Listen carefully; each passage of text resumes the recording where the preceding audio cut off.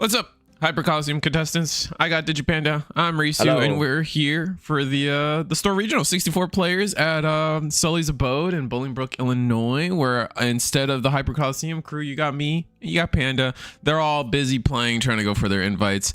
As me and Panda often tell people, coaches don't play. We don't try to go for invite. It's that easy. So, I mean, here's the other thing. Everybody right now is kind of rolling for that invite because it's Vegas, right? So everybody wants to go. Yeah, it'll be exciting. No, I'm excited. It's gonna be for those unaware. Everyone here tonight will be playing for their invite to. I think it's our top 4 players tonight will be getting the invite to Bandai Card, our nationals at Bandai Card Fest, Las Vegas on Valentine's Day weekend. So that should be infinitely fun to have. Our players are on the side getting ready. Yeah. Don't leave them behind because that'll be a weekend that they'll never let you live down. Risu, you've been involved in a lot of events lately in which BT23 has been pivotal. Would you say that the set has done a lot? Yeah, I would say it's definitely done a lot in like multiple ways. Like we're seeing attendance fire up, maybe because we have a little bit more events to fight for.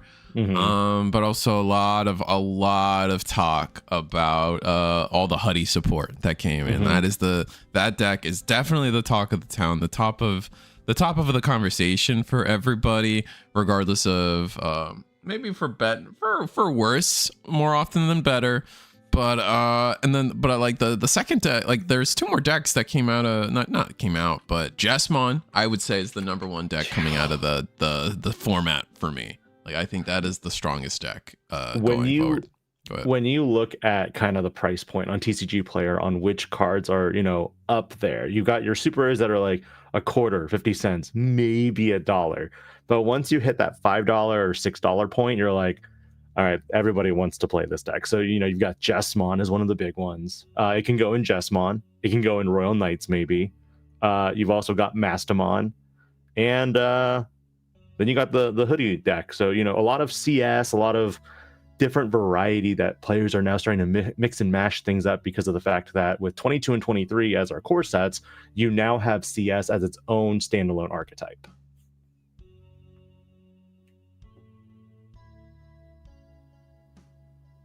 Looks like we are waiting to hear back from Sunny's right now.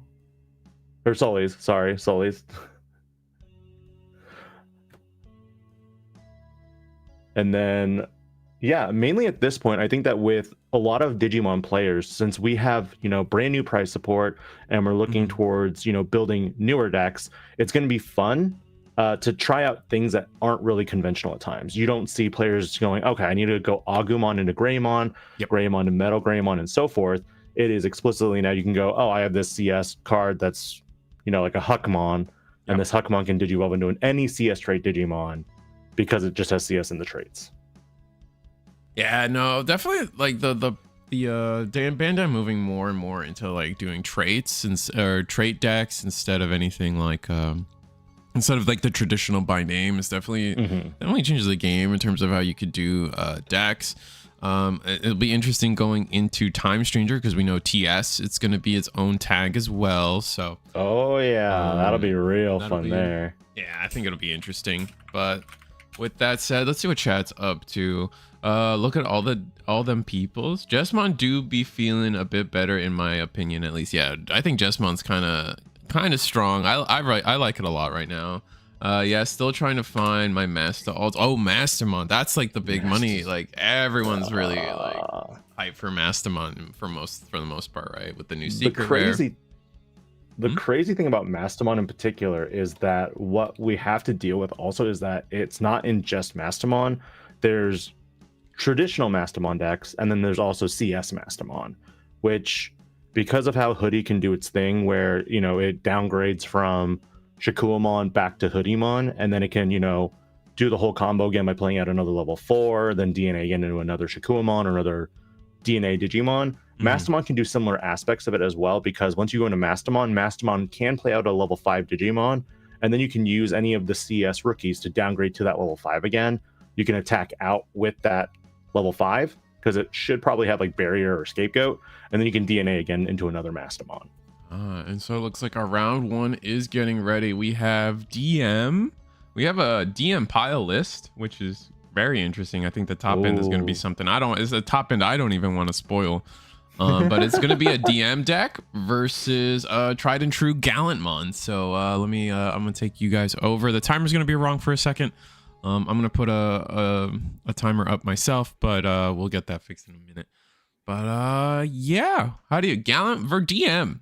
Like I still remember coming out of Bandai Card Fest Dallas Fort Worth, and like that Vaidmon was the talk of the town. I mean, you got to experience that up front with recording with streaming for Bandai Card Fest, right?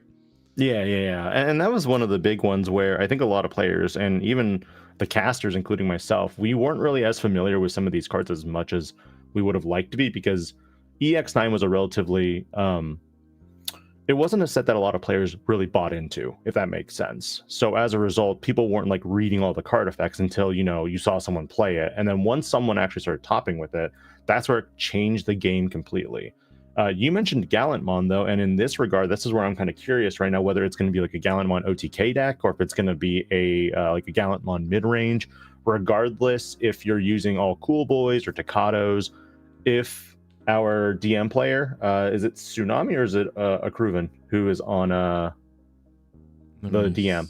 See. I think it is Tsunami that is on the DM base. So Aruven will be on the Gallantmon list. Okay, because if Tsunami is on Vaidmons, for example, he can bounce those Cool Boys and reject the value that it can give Gallantmon players. So this will be interesting. I see. Yeah, no. We're just getting I think they're just doing some final announcements for everybody before everyone gets started. So I'm gonna cut it to a break screen for a little bit, but our players should get started here shortly. See you guys then. See you in a bit.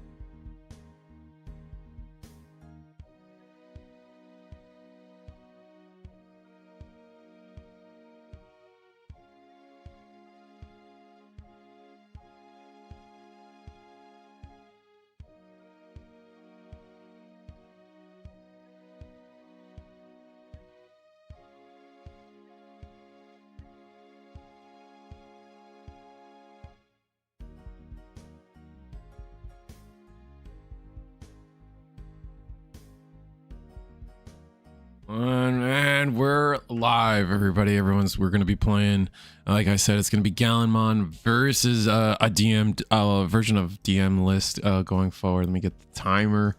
We're going to bottom away deck for everybody. Rotoform off the training, I believe. I think so. Sorry, I am trying to see things right now. We're going to go on the other end with a flip of... Was that a green egg? And then into... Betamon? No, this is the Sunamon. This is DM Sunamon into I think it was the Gabu into Vegemon. Okay. It looked green to me and I was like, I'm so confused. But at the same time, it's very pixely for me. Yeah. It's okay. It should get better, but that being said, pretty solid start. We're actually Digivolving all the way in the back for level 5, so just kind of deciding to essentially whiff on all our wind Digivolvings is very interesting. But Gallimon already deciding that they are promoting up. So we promoted Guilmon up. We go into the Gil X.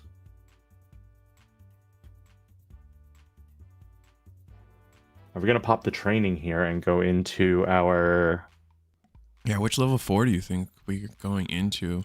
It could be the one of, or it could be a Takato setter. Oh, we're gonna go with the good old starter deck. Yeah. Yeah. So a little like correctly, DM's definitely not put any bodies on board, so we're not gonna get value from Gallimon's. Not gonna get much value from it. No, but I think they just wanted it as the intermediary chain between the Groundmon and the Groundmon X. Now we have a float if something happens. I will say though that if we are de-digivolved, we'll still get that float effect, but we kind of lose more of the stack as part of the process. We will pitch I believe that's a Guilmon X. Yeah, we pitched a Guilmon X off of the Groundmon X. It's clear for you, right? No.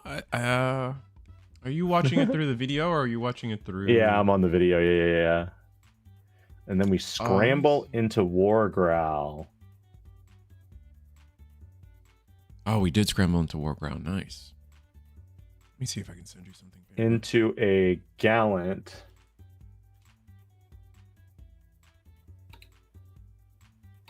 Tell me if that looks clearer to you.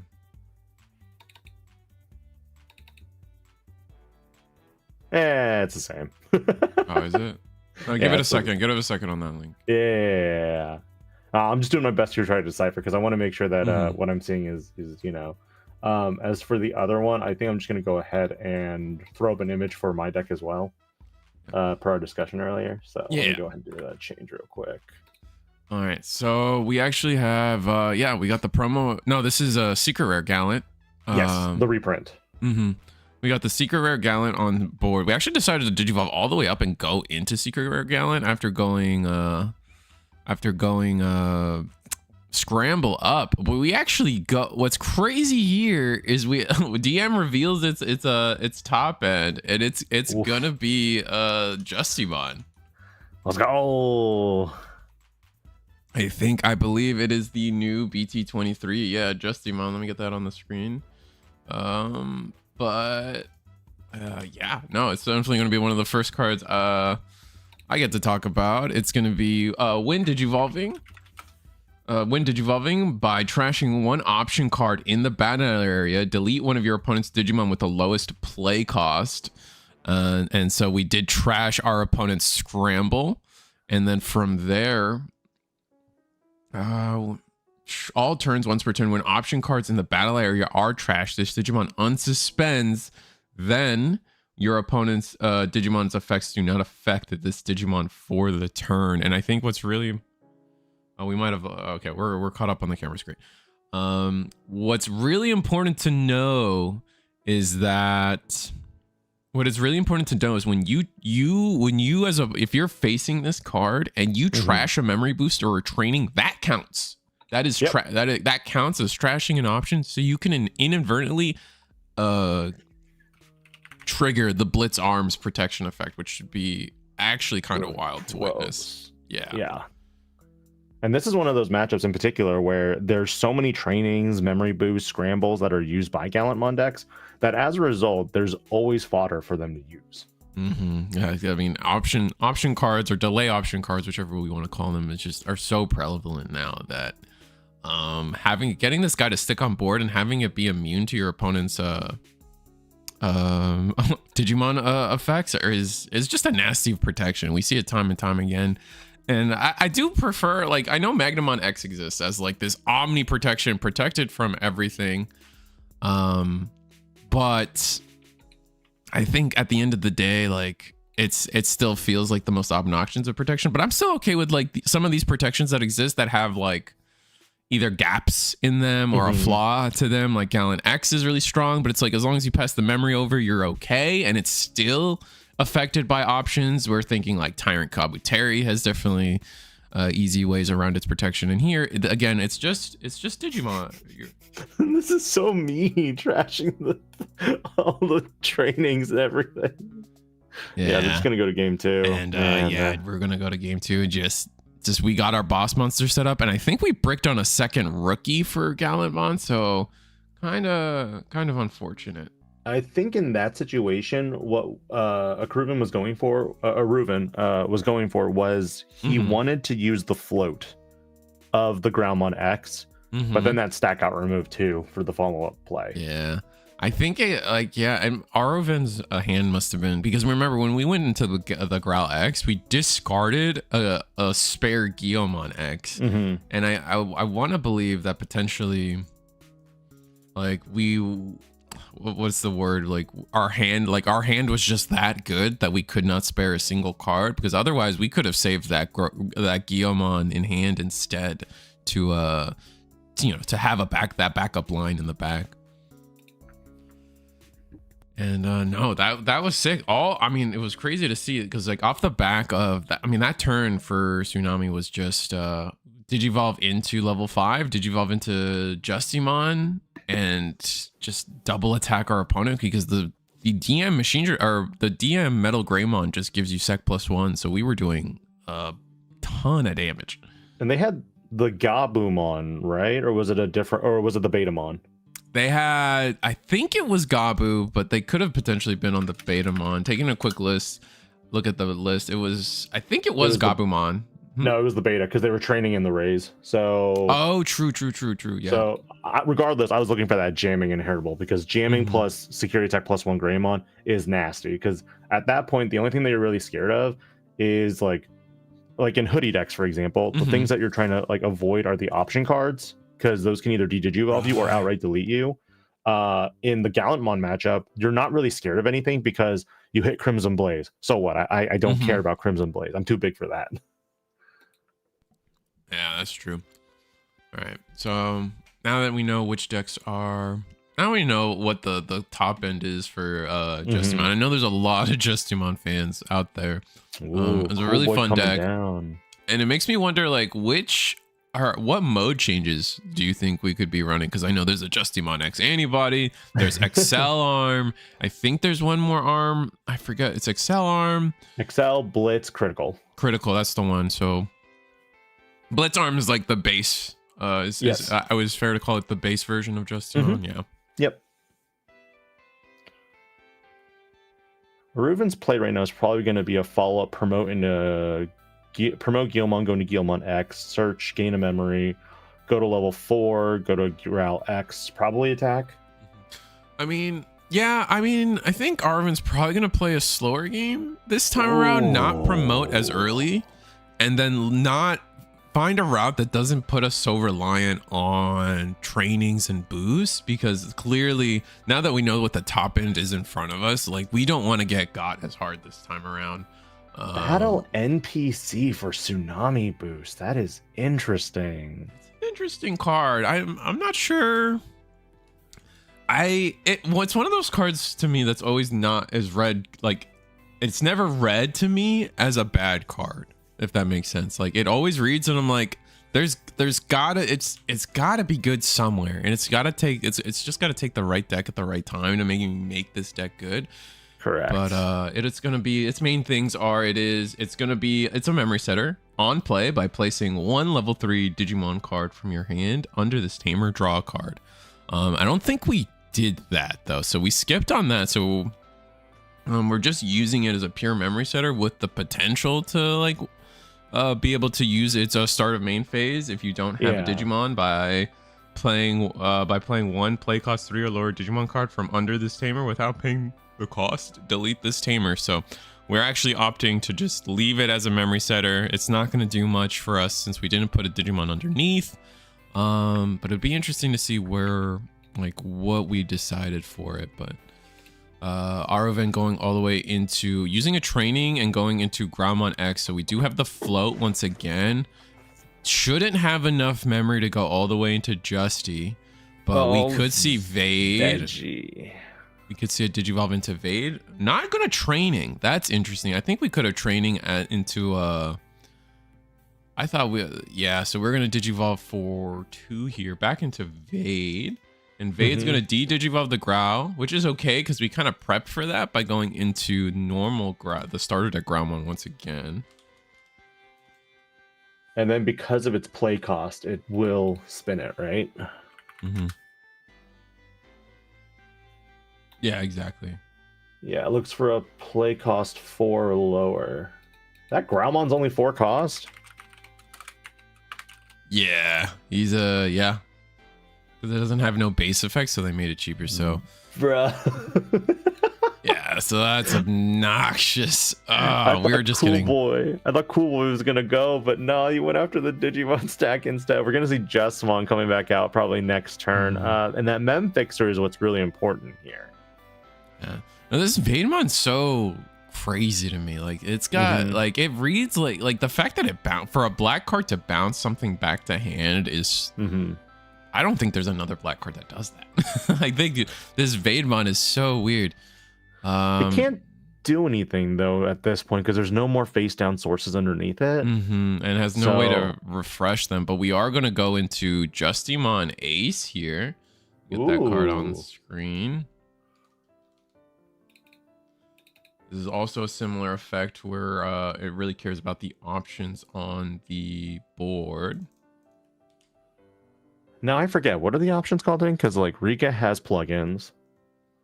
Devices. They're the Queen's device, Pawn's device. Yes. We're gonna see the Wind Digivolving here until the end of your opponent's turn. This Digimon gains blocker and isn't affected by their Digimon effects. And then also when Digivolving or when attacking by trashing one option card in the battle area, this Digimon unsuspends, so we can when attacking either trash our pawn device, which probably is not it's probably not what we're gonna do when we have a very excellent red memory boost on the other side. But I think we hit it, so we're gonna miss on that. We hit it out of security. We got rid of the training, I believe, something like that. Is it also checking for 2 checks or? Just one? We swung twice because it upped the unsuspend. So we swung and then unsuspended and then swung again. So we've done 2 checks. Oh, the mem boost was the second check. Yeah. Is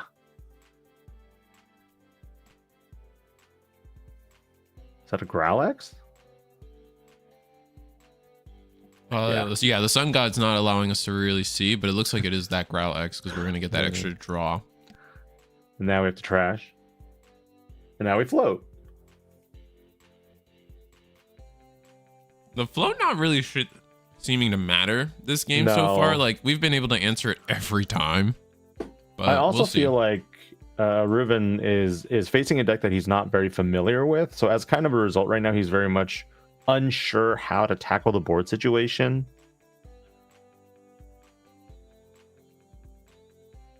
Guilmon attacks. Ooh, hits a device. Which one is it? The yellow? Oh, no. That's going to be Queen's device. I think that's going to be minus 3k, and then you don't get when Digivolving effects now. Oh, that's so bad. When Digivolving is really important for the deck. Absolutely. And with no Tocado, like we're not going to be, there's not a lot we can do. Like we would love to see like We might be just on like the pure cool boy base, but no Tocado. That usually leaves us without a Tocado. We're gonna cool boy one more time. Okay. Wait. It's just security attack -2. Oh, it doesn't cancel the when digivolving effects? That's if you play it from hand, main. Oh, okay. So we're chilling a little bit then. Yeah. It's not as bad, but still kind of bad. Because if you wanted to do more damage, maybe, but like, I think one issue also with Gallantmon decks is that there's not much defense unless you're on the promo Gallantmon or medieval. Yeah. But I mean, we're in an okay spot. If we can muster up a route that gets us. Oh, we can't muster up a route. We should have popped our mem boost. Yes.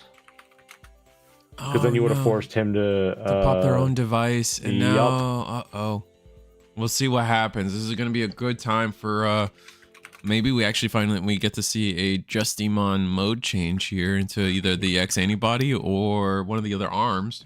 Because you mentioned that we can get an unsuspend here, correct? Yes. When attacking, we are going to be able to trash an option on the board to get an unsuspend. So that's what we're seeing here. We're going to see the red mem boost go, get the unsuspend. Now we're going to go into Excel arm. Wow. I'm going to pull this card up. That's the promo, right? Yes, this is the promo Excel arm. This is going to be when digivolving once per turn, or when attacking. De-digivolve one of your opponent's Digimon. Then by trashing one option card in the battle area, this Digimon gains piercing sec +1. So we're actually, I think we're gonna go for an OTK of some kind. All turns when this Digimon is in the when option card in the battle area are trashed, if one of your opponent's Digimon digivolves, or this last part. So what? Oh, there we go. We go into oh my god. We go into the X antibody. Does the X antibody get an unsuspend? So X antibody can activate one of the effects of the other one. So it's going to activate Blitz Arm Ace again and go for an option card and then unsuspend. But which I don't think there's an option card, unfortunately. Yeah. Well, wait. What happened to the other one? Because there was the device and then there was the red mem boost, right? I think we trashed it when we went Excel arm.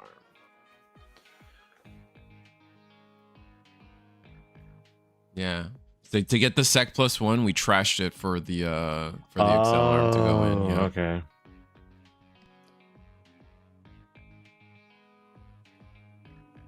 I think they're calling a judge over to get the exact rulings. Because the X says when attacking, once per turn, activate one when digivolving effect of one Digimon with Justimon and naming this Digimon's Digivolution cards as the effect of this Digimon. End of your turn. If your opponent has an unsuspended Digimon, this Digimon may attack a player. Oh, never mind. Yeah. Yeah, but you can't ignore. You still have to suspend to it to get that attack off. Yeah. Yes. So it's not like Omnimon because it needs the clause without suspending. Yeah, exactly. So it's okay.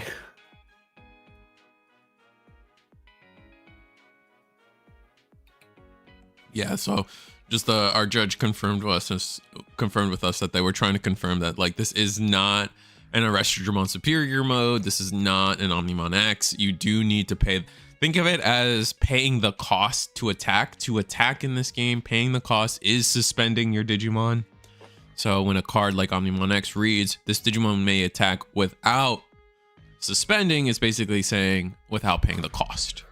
But now we've played another Queen's device at this point. So the Queen's device is going to delete one of the Guilmons. And then, can you target two separate targets? Let's see. Until the end of one of their Digimon. Okay, so it's one single target. Yeah, so what's important here is I think... Oh, we're counting trash. Oh, no. Wait. You have a body on board, though. So, well, promo can come down. Secret rare can't, but promo can. But for the recovery? Yes. So it depends on how big the Justimon is. Oh, man. Justimon is only 12, so we might not be able to... Like, is there an inheritable that gives us +1? I don't think so. I don't think so. So we might be borked, yeah. Because DM base is always about getting jamming for their stacks and then just attacking with that. I think in this situation, you might be going for the recovery. But also, since that promo Gallantmon does have rush, you can technically just crash into it and get the overflow from the ace underneath. Right. But we don't have... What's unfortunate? Like, we don't have... we can't play the promo is the issue here. Not enough cards in trash? There's no 13k body. That's also problematic, yeah. Yeah. So I think... one of the rush. I mean, there's not even 2 Digimon to suspend for potentially a medieval play.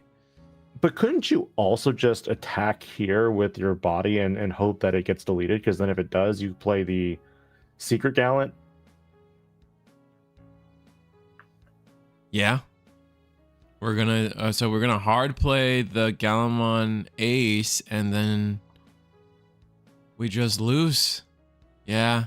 And I think our players are kind of realizing the situation, and it's just gonna be promote this Madoki Betamon and go through the steps. Yeah, go through some fun steps and just swing. Oh, that was rough. Looks like I think Arvin just didn't have the right hand to come back. I think the only thing I would have changed if I was Arvin was definitely found a route where I could use that memory boost and force Tsunami to potentially use their own options on board and not give them the extra unsuspend, because they were able to get extra value on their turn because of that. And if we could have avoided that, that would have been nice. We did evolve into Blitz Arm Ace last turn, correct? Yeah. Oh, is it immune? Yeah, it isn't affected by their Digimon effects. Until the end of your opponent's turn, right? Is that what it is? Until the end of your opponent's turn, yeah. So it is... Yeah, it should not have been deleted. But it's fine. It doesn't... Tsunami still wins that game. Right. I think that's something that we would just want to pass along to the players for future. Just because it's something that can get lost in the translation of things. You know, kind of like how if you play Crimson Blaze, are you the player that puts Crimson Blaze on the board? Oh, wait. We didn't... Did we just... I don't think we went into the ace that turn, but did Accelarm... Did you... Because we started the turn with Justimon ace on board, I think. Okay. And then we went into Accelarm... And then there's a world where we didn't choose that when Digivolving when we went X Antibody.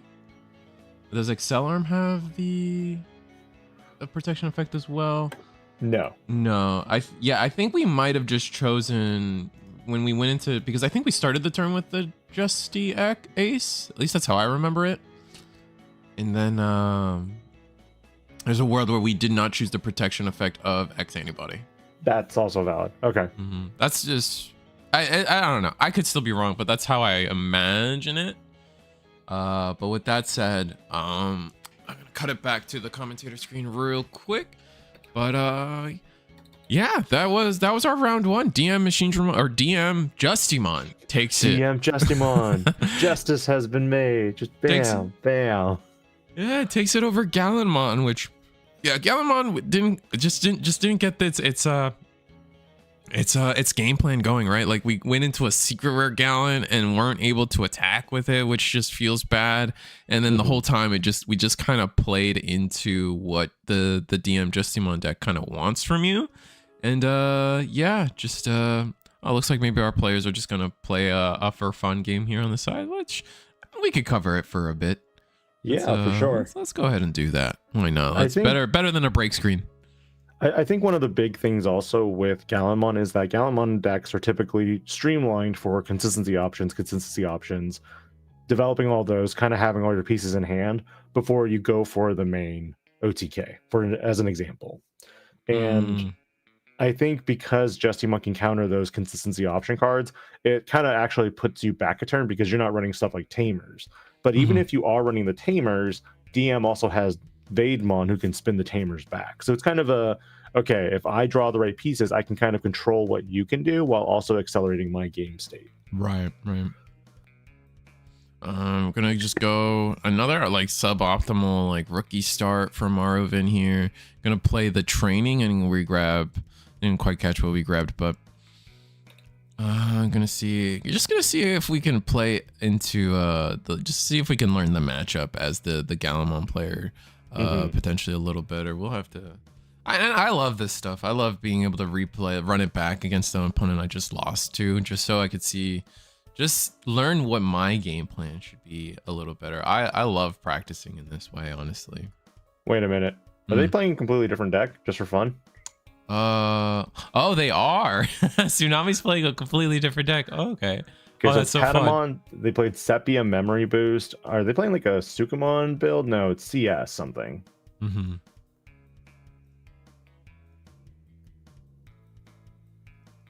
Let's see. I'm trying to see if I can change something on the side here, but looks like, oh yeah, so maybe like a Shakamon lineup here.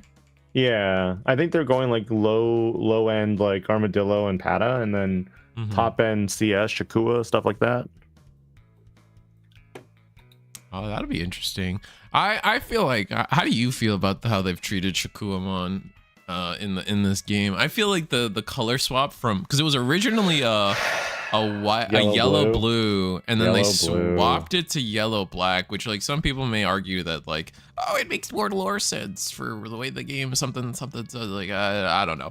I feel like that color switch hurt the deck so much. Like it did in my mind, but at the same time I'm just like, it's not like hyper competitive. I feel like to some degree they were trying to reserve 2 colors for each player, so like blue green was, you know, Imperial Dramon, then you have red and yellow for Sylphimon, but at the same time I kind of wanted Sylphimon to be maybe red purple.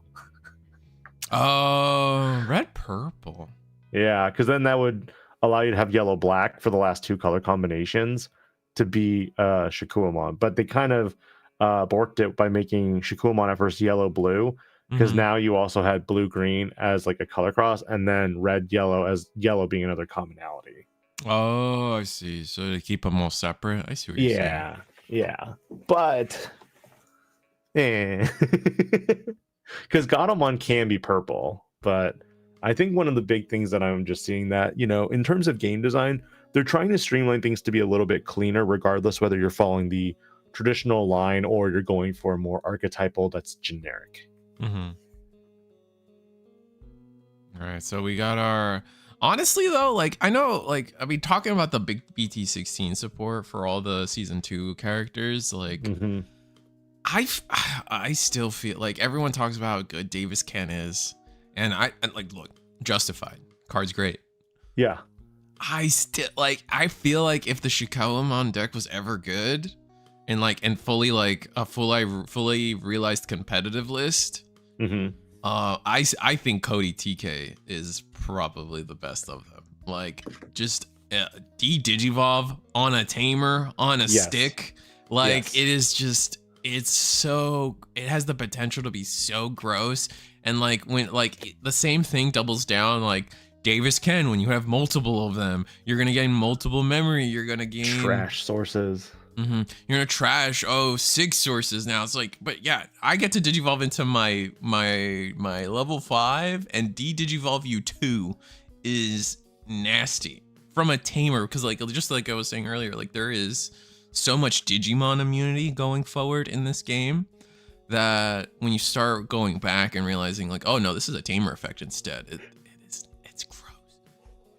I do wish that when they did come out with the Davis Motomiya from BT3, I really wish we had identical cards for Yoli and Cody.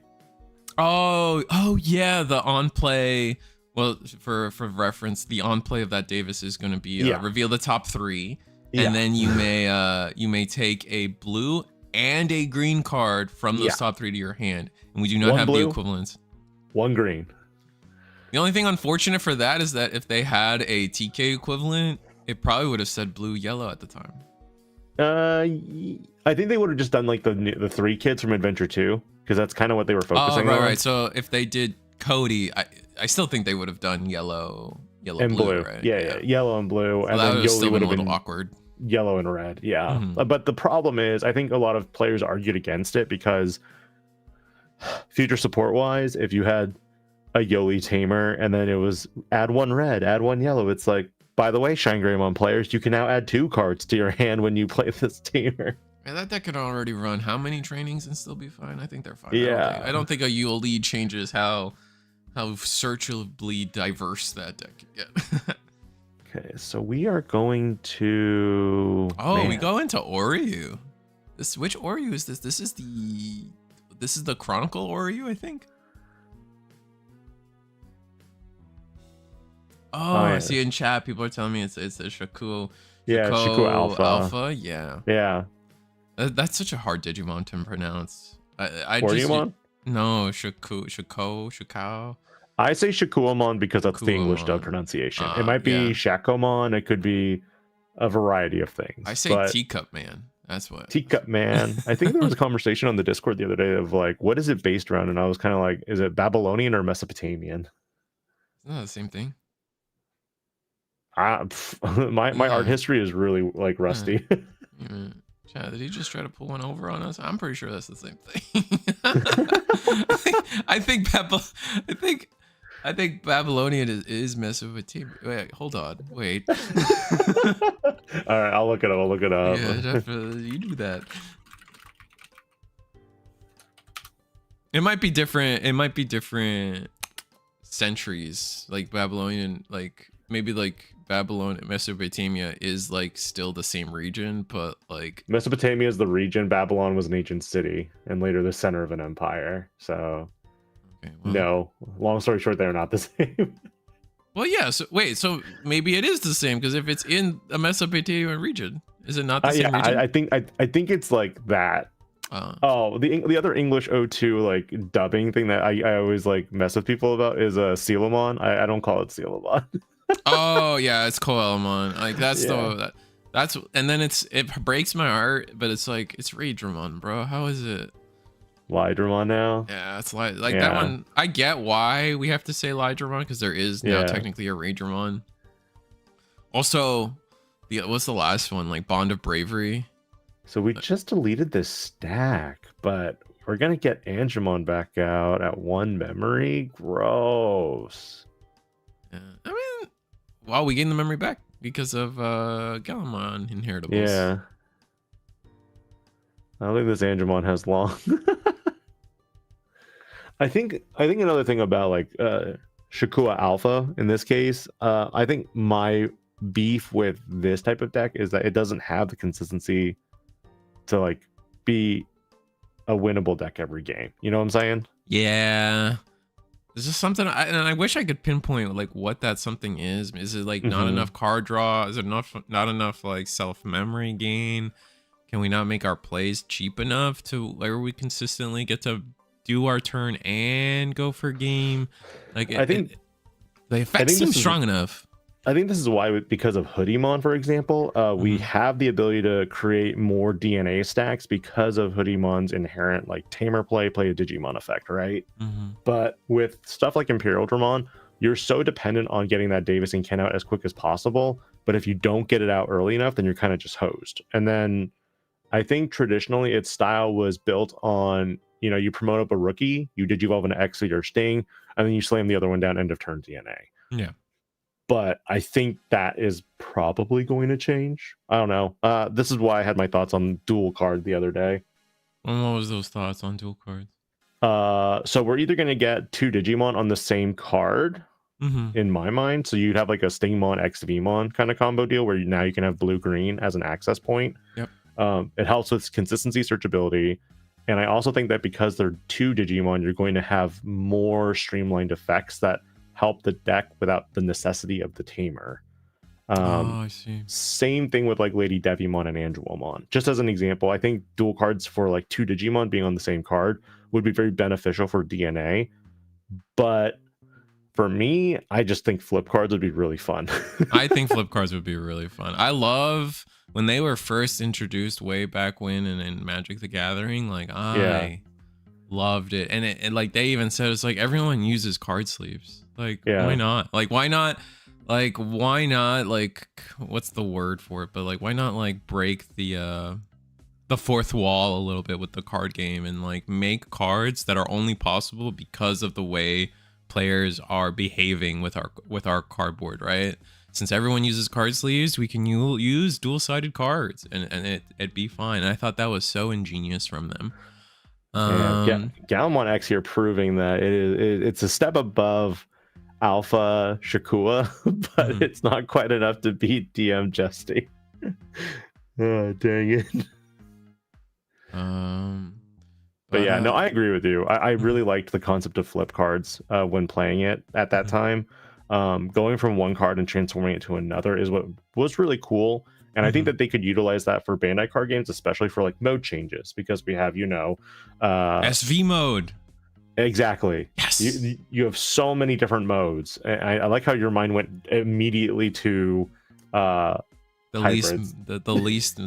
mean, that's where I go for dual cards as well. Like I'm like, if I could get a Koji Strabimon dual card, that'd be so sick. Oh, that'd be It's not even canon though.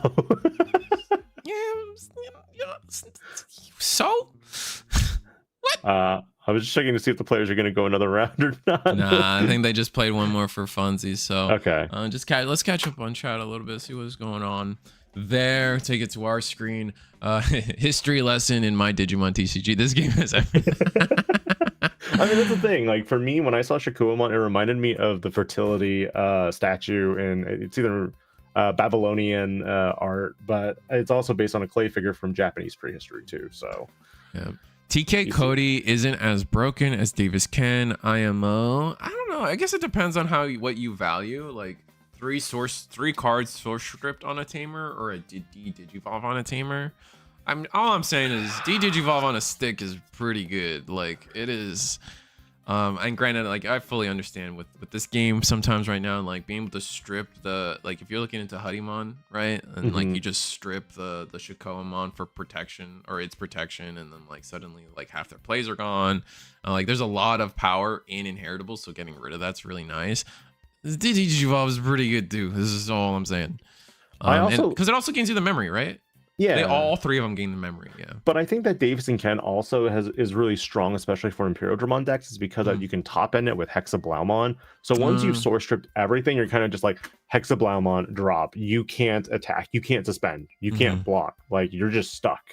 And like if you're especially at a level 6 end, now you're only out as either an option card or a level 7 or something that can remove said stack. That's the big thing here.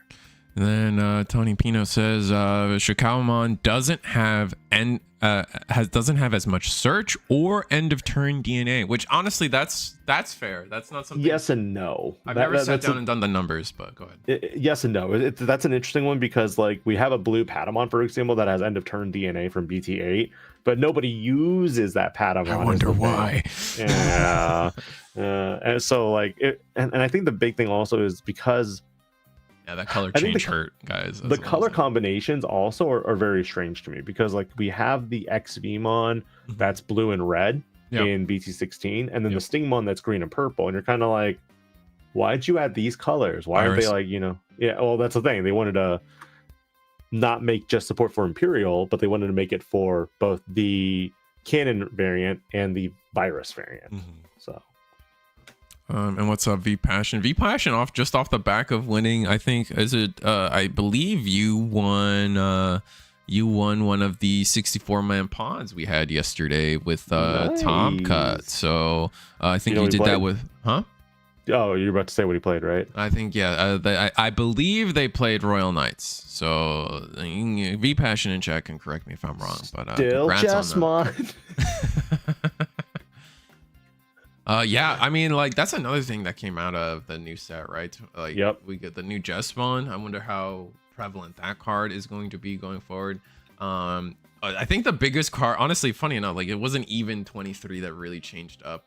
It seems that's the only thing that changed it. Like the biggest thing to change up Royal Knights is not even 23. It is Digital Gate Open. It's like so far it's the best, the deck that best utilizes Digital Gate Open, and it off of a white card, which is like, so I guess because the limited amount of white support in the game, the second you have anything that says, oh, I can just play a white tamer, I can just play like any kind of like it, you just suddenly accelerate.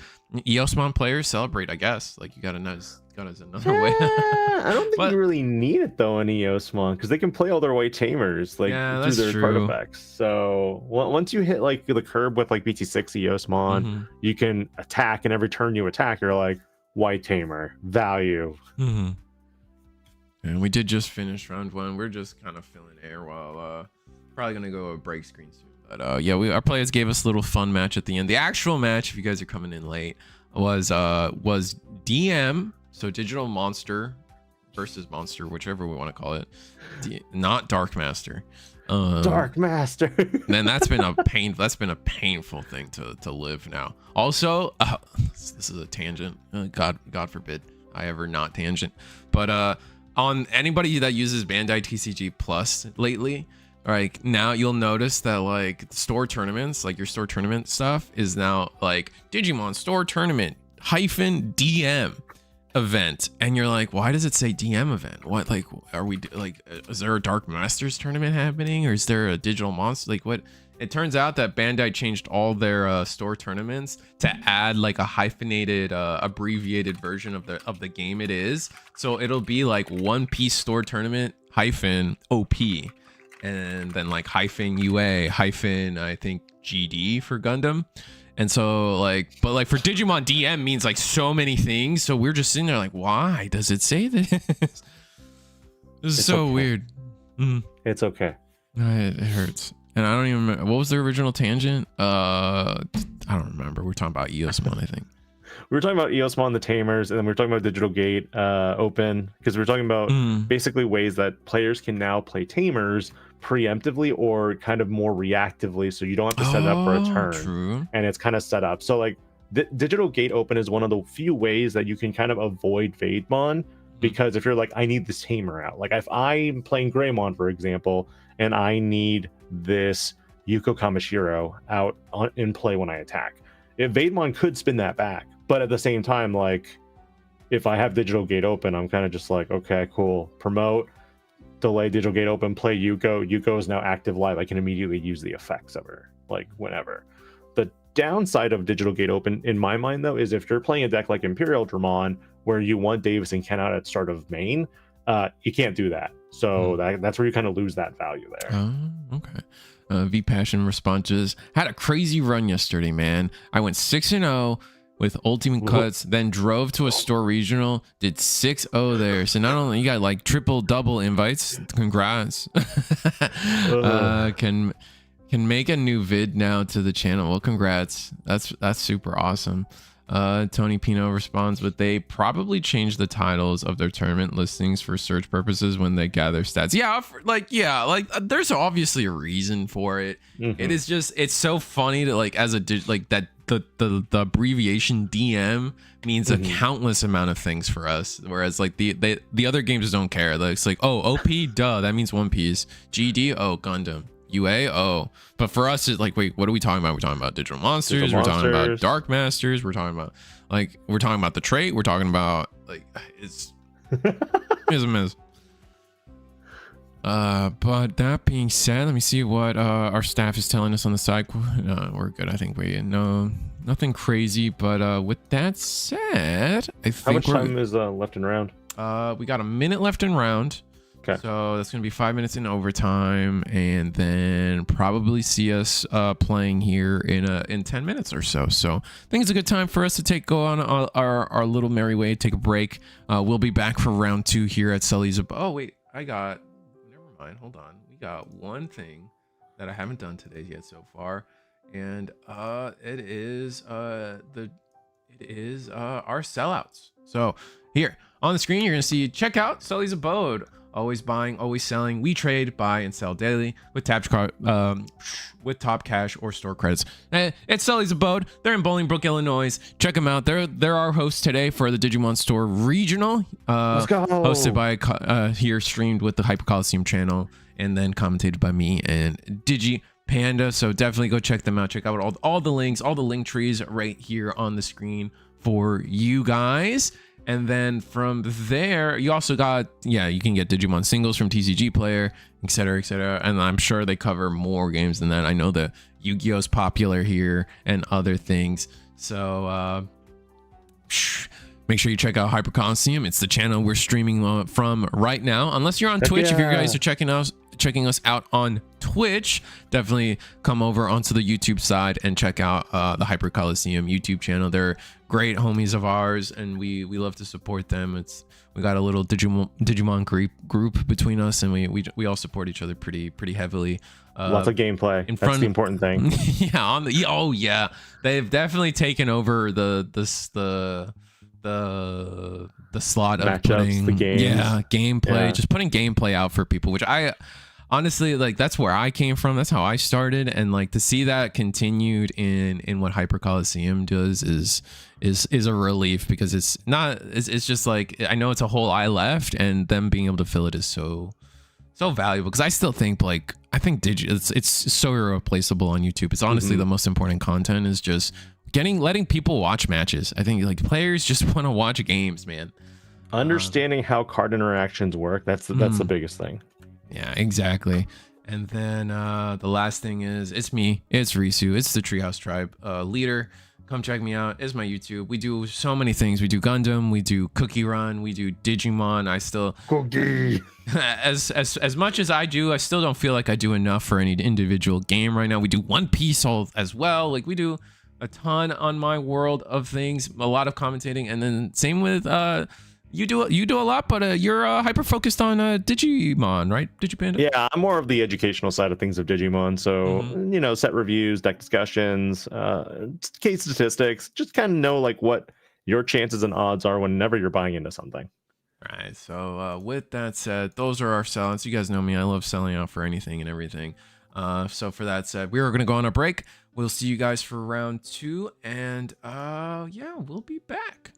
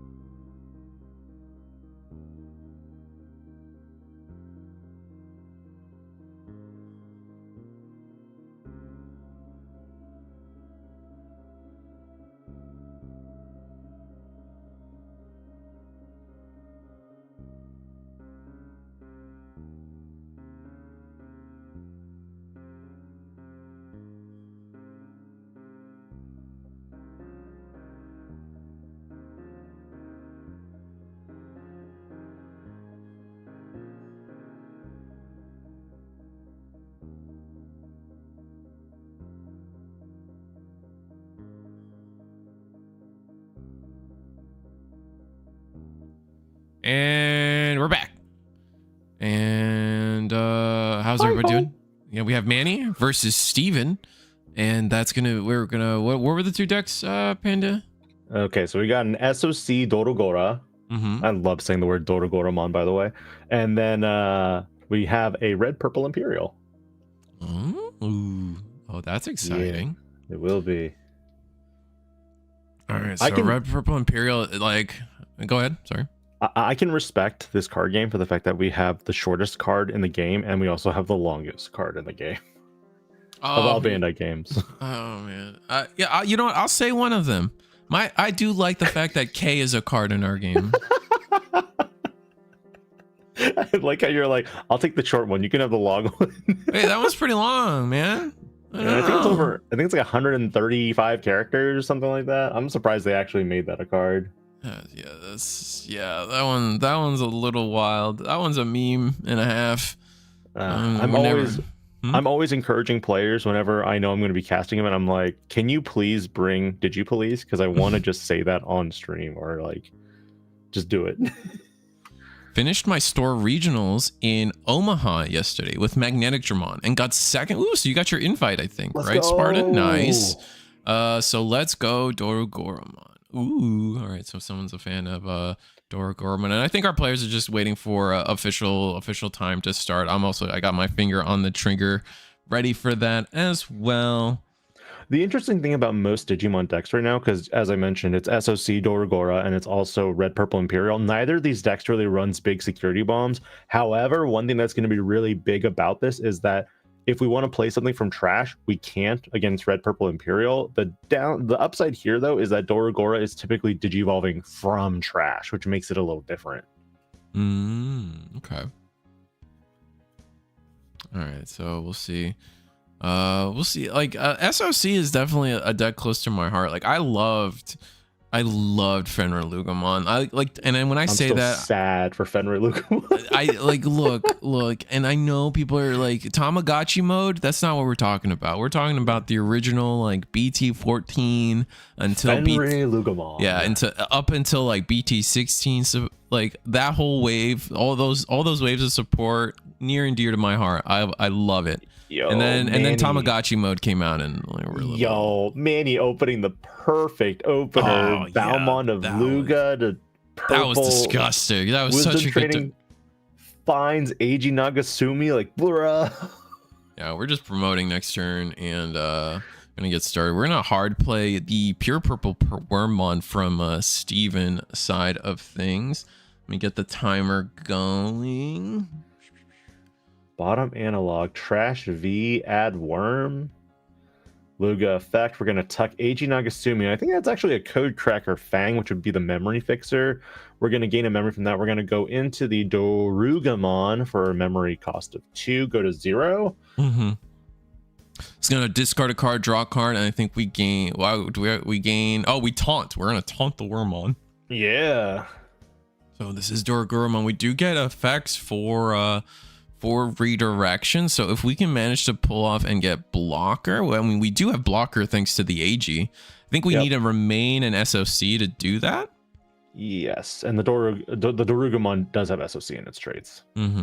So we are going to hard play the Lugamon that does let us search SOC or Seekers, I believe.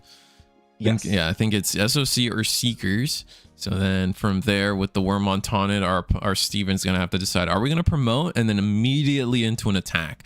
Thankfully, we don't have the instant evolution into a level 6 since we are not the Dorogramon. Yes.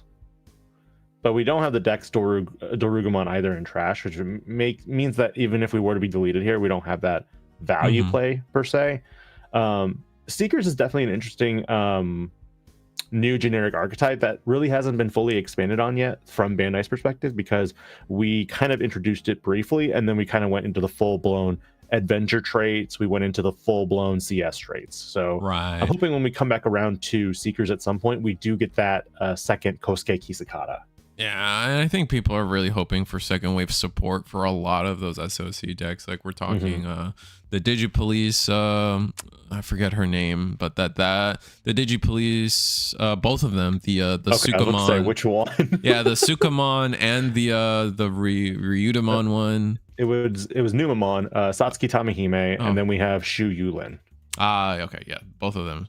Yeah, and then like I don't know, it's just like maybe people. I still think people want like a tried and true like Takamikazuchi DNA deck out of the Hacker Judge and Hacker Fang deck, or just more. I would just love more Fenrir-Lugamon, just pure Fenrir-Lugamon support, not the wild OTK shenanigans that they were able to do. But we are gonna go all the way. We're gonna DNA into Pyldramon. And are we not big enough? Yeah, we are big enough. No, they are. I think they're just waiting for any further reactions. Got you. Okay. And then we do have piercing, so that's going to go into our level 4. Man, I love this Pyldramon. This Pyldramon is so boss. I mean, because some players are also using it in Medusamon.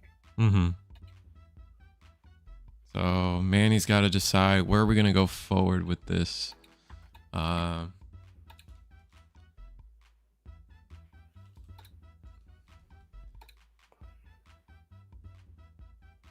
they don't have the Dino B in play, so they can't do the DNA play here, unfortunately. But this will be another setup turn. It's like we play an AG from hand. So we have 3 AGs in rotation already. So we're kind of overdrawing our tamers right now. So that's not a good look for SOC. Hopefully the rest of our hand is kind of good in terms of like Digimon. Like, I mean, I always say it, but like being able to count to 6 is so important. All right, well now it's gonna be we're at 1 for the Virus Imperial deck. We only have this Pyldramon in hand. We could do some shenanigans, maybe like hard play a Green Wormmon. No, we're just gonna go into we're Virus Imperial Dramon Dragon mode here. Gross. Yeah. We're going to blitz when attacking. It's gonna be we're gonna go send it to 4 memory or 3 memory. And do we have the fighter? We're going to discard. Oh, we are going to go into the fighter mode. So we're going to give our opponent 6 memory to potentially play with this turn. Won't be able to play Digimon by effect or Tamer. Or Tamers. But I don't think, like, while that would hurt normal Fenrir-Lugamon, I don't think Doragoramon cares. It doesn't. It doesn't play Digimon by card effect, so it doesn't matter. That's the funny thing. That's where I'm kind of like, I mean, yeah, like... Do we have our there's own? so many Dex cards in the trash right now. And the thing is, you're also linking from trash, so you're not necessarily you're not actually playing the Tamer, yeah. But what's funny is you won't be able to end of turn Mind Link on your turn, because that is playing a Tamer. Correct. That's the only downside. We do get the we choose to get the memory set or AG out of trash there. We're gonna go into Dorugamon. I think that's Dorugamon. It's gonna be the taunter once again. So we're gonna taunt the fighter mode. I need to get the right fighter mode image. My bad. Yeah, it's all good.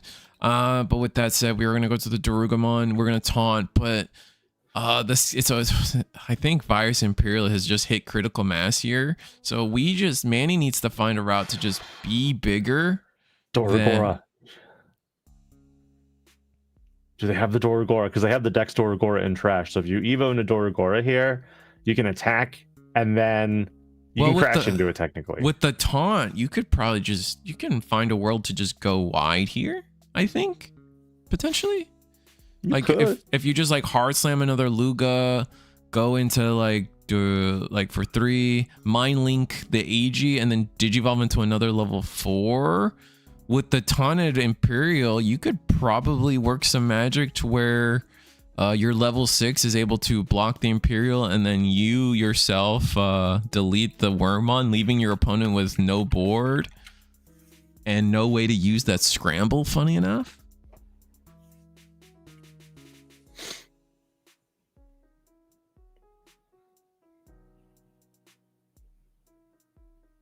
That's not the old Balmont either. Oh, they're just going straight into it? Wait, does the chatbot block the wording for high definition? I have no idea. I don't know. We cannot play the tamer. We can't play the tamer. We can't play the tamer. We can't play the tamer. Yeah. So they fell for the trick. Yeah, and then our judge does correct that they cannot play the tamer. How? Because I think they wanted to keep turn by playing tamer. Oh, right, because we have the Lugamon underneath. Uh-huh. Oh, that's such a terrible misplay. And we actually still block. We can still block the inevitable XV swing, but all right. So they have another judge question here. Not sure what that's gonna be, but is it based? Are they questioning the redirect on Doru Greymon and being able to play something? That might be a question they have. Wait, what happened? I think they might be questioning the inheritable on the Doru Grey. I don't know. There's a few routes here that they could be questioning, but I need to look these up because it's been a while since I've looked at Doragora. Digivolve 3. If you're Digimon from the trash, delete all your opponent's Digimon with the lowest level, but you didn't delete from trash, so you raw Evo to here, which is unfortunate. Yeah. But the all turns once per turn effect is when another Digimon is deleted, you may unsuspend this Digimon. So because you Digivolved into Dorugamon with the tamer underneath, this should taunt it and immediately attack. Yep. Which means you can block here. Block here. We're going to get... Problem is, isn't there retail in the stack? There might be. Oh, wait. It's suspending. My bad. The Wormmon suspends. I always forget this aspect. Oh, the Wormmon suspends. Oh, so we just lose. Oh, no. No Digimon was deleted. If this had hit a Digimon and deleted the XV, then the Dextorugormon could have unsuspended. But because it couldn't, gross. What did we just see? What ace is this? Beelzemon. We go into Beelzemon ace? Oh my god. I was just like, wait a minute. Doesn't he just lose here? And I'm like, excuse me?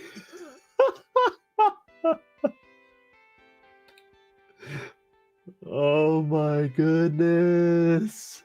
And then we play an effect, and then because a SOC Digimon was played, we can then tuck the Codecracker Fang and Hacker Judge underneath. That is dirty. And now we have a we don't have blocker. I always forget that this dual tamer does not give blocker to the Dorugamon. Correct. But I don't think they have a way to DNA this turn, do they? No, I do not think so. I think if they have Green Wormmon in hand, they could potentially full combo. I think I need to remember what were the rookies. I think we might not even have an end of turn DNA rookie in the original sources here. And yeah, we're just gonna analog youth. Dang, Beelzemon coming in. Beelzemon ace coming in clutch. What a freaking baller reveal here. We're gonna add the Wormmon effect. Mode. Oh, the on deletion. Wait, Wormmon effect. Which Wormmon effect? I thought it was the green purple Wormmon. Does it have an on deletion effect? I don't think so. Is there an in deletion on the bubble? No. The bubble has a when attacking, I think. Oh, I think they're talking about the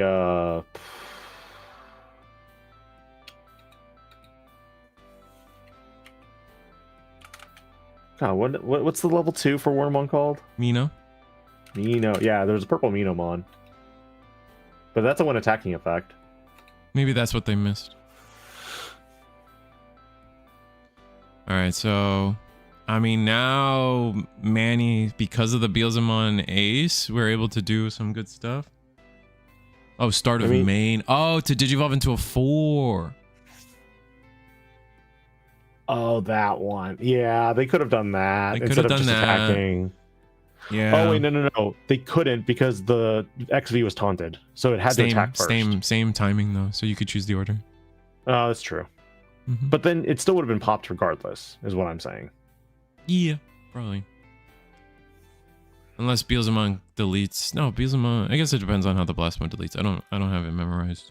It deletes level 6 or lower. If you have 10 or more in trash, it does any level, I think. Okay. Then you're chilling. Doesn't matter. I think we swung with the Dorugora and then Doruga, and then digivolved from trash into Dex Doruga, because it has retail. So in order to prevent stuff from being deleted, that's why it had to do it that way. Well, did it have retail, or was its DP amount just the same? I think it had a retail. I think you're right. Stingmon it was an XV with XVs tend to be pretty weak, and I think the Dorugamon is 6k on its own. Yeah. It's 5k on its own. I'm a liar. Yeah.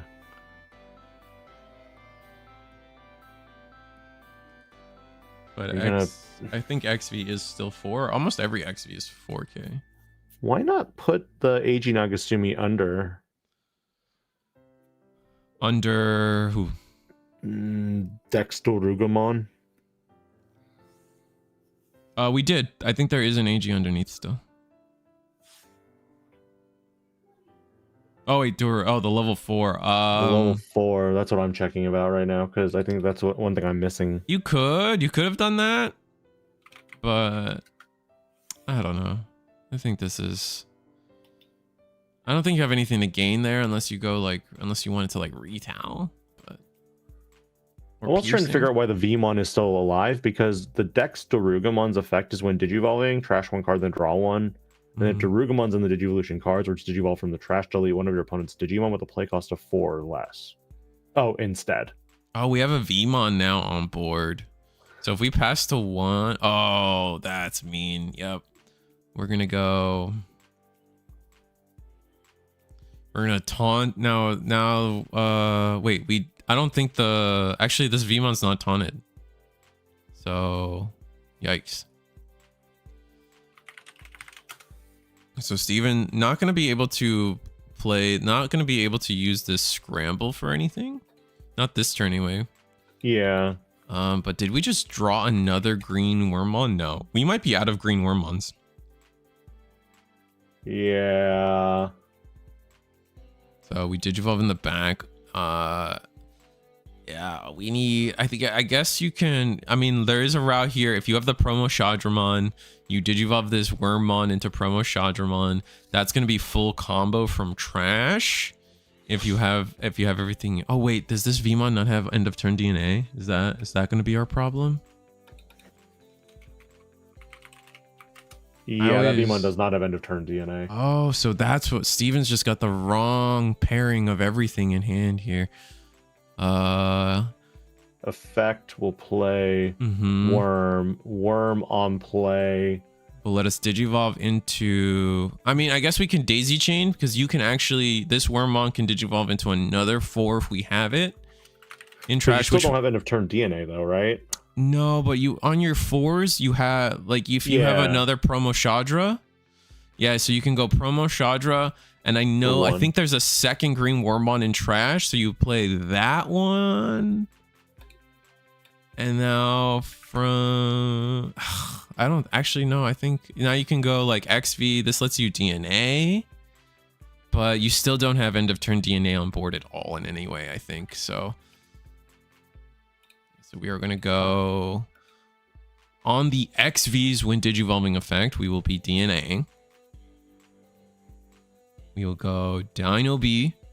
Dino B into Pyildramon. Yeah, play Pyildra, which will protect us from being deleted.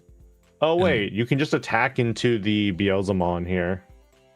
You could. You force the crash and then DNA. But we can block. So We can block and then activate our effects to delete stuff. So let's see what ends up happening. Manny is going to choose to block. Oh, wait, no, we get suspended. Right? No, we blocked. Oh, no, yeah. We attacked for game. We went for game, and since we can suspend anything. Yeah, that's so rough. That Wormmon is so shockingly good. Just like when attacking, suspend. It's an effect I always miss for some reason. Same. I think this is one of the few high roll decks that I don't play or tinker with. I think the other reason why I didn't look at much at this deck in particular is because of the fact that Promo Shadramons went up to like $40-$50 for a time being, and I was like, I'm not gonna buy another set of these. No. That's funny. I thought the end of turn DNA was on the 5s. No, the 5s only really let you, like, it's the old 5s that might have like the DNA effects, but the current ones, like Dino B just plays the other 5, and then you use the The newer 5s also kind of protect you. So if your whole stack is about to go... Oh, it's some of the 4s. It's also some of the 4s that DNA you. Sorry, maybe that's what Tony meant. And they just said 5 on accident. It might be the 4s that let you end of turn DNA. Oh, it's the Flame Dramon. That's what it is. My mistake. That's what I'm... Yeah, the Flame Dramon lets you end of turn DNA. Yeah, but like... So we had no Flame Dramon in rotation. Is that the only one? I think there's a Shadramon. There's also like a pure... The Shadramon does it too, yeah. Yeah. You activate one effect, basically. So you either Digivolve one of your other Digimon into a red level 4, or you DNA Digivolve. You know, would you want to go first or second? If you're Manny, I think you got to go first. I think, like, I feel like the extra card into Virus Imperial doesn't matter. And Manny had a really good opener, though. I'm not going to lie that. Yeah, they did. I think they had a good opener, but then they misplayed that one turn, thinking they were going to get the memory back. And I think they just didn't recover from that. Like, they were behind the whole time because of that. Oh, Lugamon again in the back. Are we going to see another, like, Wisdom Training and then AG? Because I feel like we already have AGs. They might play the Luga for the search. Yeah, play Luga for the search. Ooh. Oh, buddy. Ooh. I don't think that's a double hit though. I think it's only one. I forget. I know. Yeah, and I think is it grab any tamer? Is that what it is? It's hard to remember what. Reveal top 3, add 1 card with SOC or Seekers and 1 AG Nagasumi. So yeah, you can add 2 there. So they added Darugamon and an AG Nagasumi. Got it. So I'm guessing they added Codecracker. I think Codecracker Fang is also treated as AG. Yeah, I think they went for the memory setter and not the +1 memory. Which honestly, I guess against Virus Imperial, I guess it depends. If it's late game, Virus Imperial is always going to give you that 1 memory. And then like you actually probably will gain more. Will start your turn at higher than 3 because of it. Well, hello there, Wormmon. Oh, goodbye. By calling, seeing the calling go to the bottom is huge because you know that they're not going to have access to that, and that's one of their best OTK routes is with calling in hand. So we tuck Codecracker, gain a memory through the Lugamon's effect. We've now turned on basically all the SFC card effects. We can go into level 4. I mean, we know we have 4 in hand, and we have a taunt target now. Well, they already evoed into the 4. Oh, they go into Dex? Yeah, because you can do it from trash with the new Baumon. Oh, right, because you put the Tamer underneath? Yep. Interesting. Yep. And then because it Digivolved from the trash, you can draw a card, trash. You can either draw a card and then trash a card, or you can delete a play cost 4 or lower Digimon instead. Oh, okay. And then this is going to pass the turn. Oh, no. We actually get to play a Tamer this time and gain the 1 memory.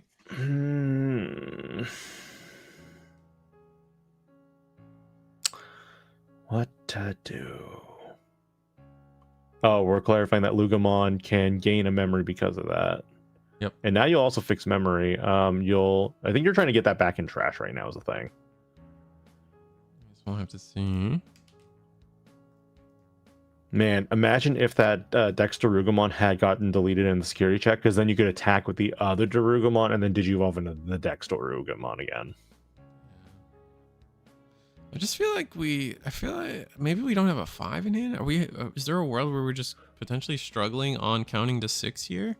No, I think you do. You just don't want to give more memory is the thing. Okay. We scramble into Dex Doru Greymon from hand. Oh, that's pretty bad. You're gonna miss out on some of the protection effects. You're not going into the base. Not going into the base level 5 is kind of rough. And I think that's why they were deciding, yeah. It's not bad because it sets up the play for if your stack is outed, you can then top deck Lugumon back to the top of the deck, and then oh, we might have full combo.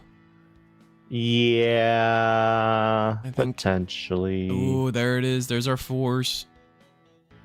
So we just need a 5 in hand, and I think we have Dino B.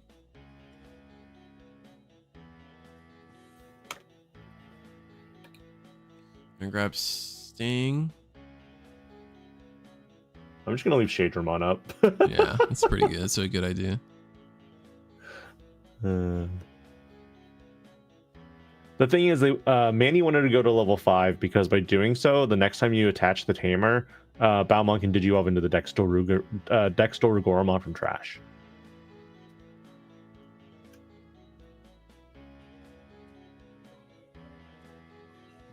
All right, yeah, and then we are going to DNA. We're going to Shadramon, so yeah, it's gonna be full combo. That's gonna be Dino B. We have the Pyldra and trash, so we're gonna go ahead and play that. We're gonna decide if we're going to attack.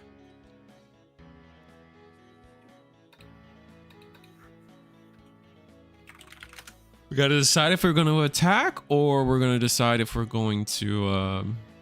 Well, wouldn't you on play the effect first of Pyldramon in order to give piercing and 4000 DP first? Yeah. I mean, you can do that.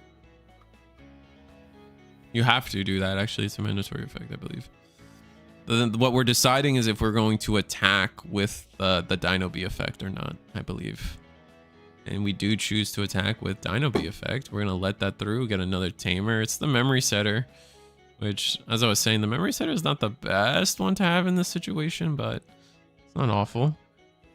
What is the play here? You think he has Jack Raid? Suspending the Dex Doru Greymon.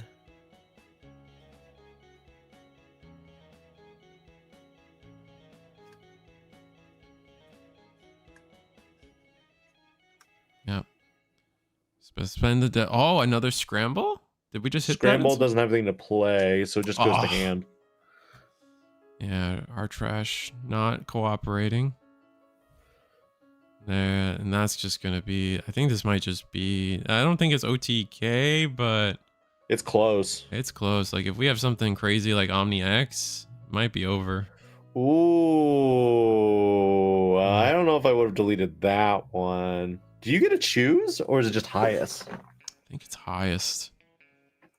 Reread Dragon mode. Yeah, because now the Dorogoro can potentially protect itself. Uh-huh. The Darugumon, I should say, can protect itself, excuse me. But we're gonna, I mean, we're gonna attack, we're gonna suspend. We're gonna suspend if DNA Digivolving your opponent chooses one and then deletes the rest, so they chose. Gonna go into fighter. Looks like we're attacking security. Well, you can't redirect is the thing, because the moment you attack, you have to either choose the Digimon you're attacking or the player. And because the Digimon wasn't suspended at that moment. Oh, right. We're gonna Digivolve into Dextoruga. Or Dextoru, sorry. Okay, so yeah, now they try to delete, they go into Dextoruga to protect.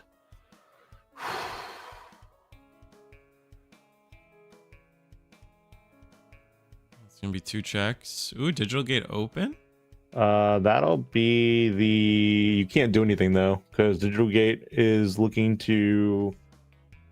Isn't that search? I think it just goes to hand, actually. Do we have Omni Oh, yeah, X? you're right. Imperial players run Omni X in their decks? I mean, I'm just maybe. Okay. It's a red 6. Yeah, That's fair. it's possible.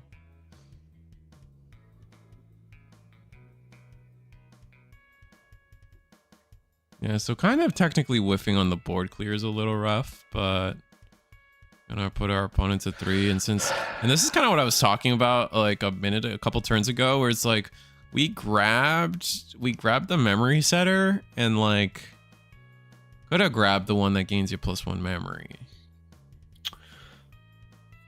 Maybe I have it backwards. Maybe I'm misremembering it. Maybe they did grab the one that was +1 memory, but this is exactly what I'm talking about. Once Virus Imperial is rolling, oftentimes it's passing the turn at counts higher than 3. It's very rare that it chokes you to 2 or 1. So most of the time the memory setter does nothing, whereas the other one would still gain you 1 memory. The question for Manny is, can we count to 6? Oh, it plays the level 3 from security and then comes out. And then we can't play a Digimon because we couldn't play anything as a fighter. Yeah. I thought it was a 3 and then added to hand, but I wasn't quite sure. You're right, it is a 3. That'd have been busted. Get the Lugamon out, get the Tamer back. Shh. Nasty. Unfortunately, yeah, fighter mode kind of locks you out here. You can mind link, but you need a 5 here. Yeah, and like, God, the worm on inheritable, the win attacking worm on inheritable is just so annoying. That's why you don't rely on blockers anymore. You rely on you can redirect the attack. That's fair. That's green's only power creep against blockers, but it hard loses to everything else. He's calling it. Oh, he's scooping it up. Oh, that's so sad. Like, we're thinking about hard playing a Tyranno, but that's not going to do anything with the taunt. Oh, there was no taunt either, so... I don't think they had any 5s in hand that could go, because they had the... Or are those the only 5s they saw? And I think that's what they're digging. They're digging for 5s. Hellugar? Maybe it was a Hellugar. If they Hellugar, they could have deleted something, right? Mm-hmm. But they definitely needed the Dora Greymon to fully capitalize on all the effects, because they could use Dora Greymon for one means, go into Dex for the secondary protection, then go into Dex Dora Grey. Or, sorry, Dex Dora Goromon. Yeah. I think they're going over what they could have done. They still, I think at the end of the day, they still would have had partition. They would have taunted. I don't think they could have taunted. There was no taunt. Yeah, they would have had partition still. Yeah, they would have had partition still because of the way they did. They DNA'd, which is good on them. Yep. And then they would have ruin mode. Yeah, unfortunate. They were looking for a route to ruin mode. They just couldn't. That's unfortunate. This is also typically where I feel like some games that we've seen, players are either like just one turn away from getting their full combo or like the crackback, online. And I think this is one of the situations where if Manny had that one Dora Greymon, he would have been fine. Yeah. So yeah, let's cut it to us. I noticed in chat people talking about, is this why there's no stream for Eagles Nest tonight? Yeah, I just can't be at 2 places at once. I'm sorry. I had to make a choice on this one, and we chose this one. So you chose well. Oh yeah, I do get to hang out with Panda today, so that's not a I get hang out with the choice. It's an A-OK choice in my book. But with that said, guys, that's the end of round 2. But in classic Risu fashion, we may not be at Eagles Nest, but we definitely have sellouts. So special thanks to our casters. we got it's me, it's Risu, it's Treehouse Tribe, it's everything I do, it's Cookie Run, it's One Piece, it's I mean, at some point we did Lestrials technically at Alpha Clash. We got Digimon. That's the bread and butter of everything we do. But we also got Gundam, One Piece, Cookie Run. We got a ton of stuff.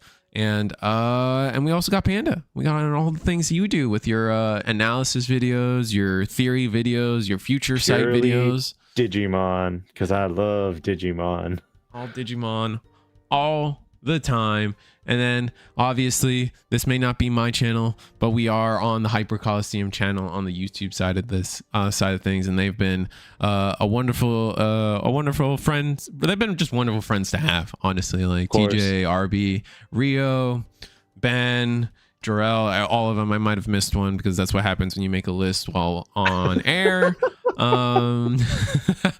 But no, they're great, and everything they do, they deserve all the success they have through the channel. And I can only just, I'd be beyond ecstatic that I can be a part of it in any way I can. Same. And yeah, no, they here they mostly do the Digimon card game, but they are expanding into the Gundam card game. If you guys are checking out their match videos ran by Jarrell and RB, part of their crew, so really cool stuff. And then really helpful, actually. Yeah. And then here, go ahead.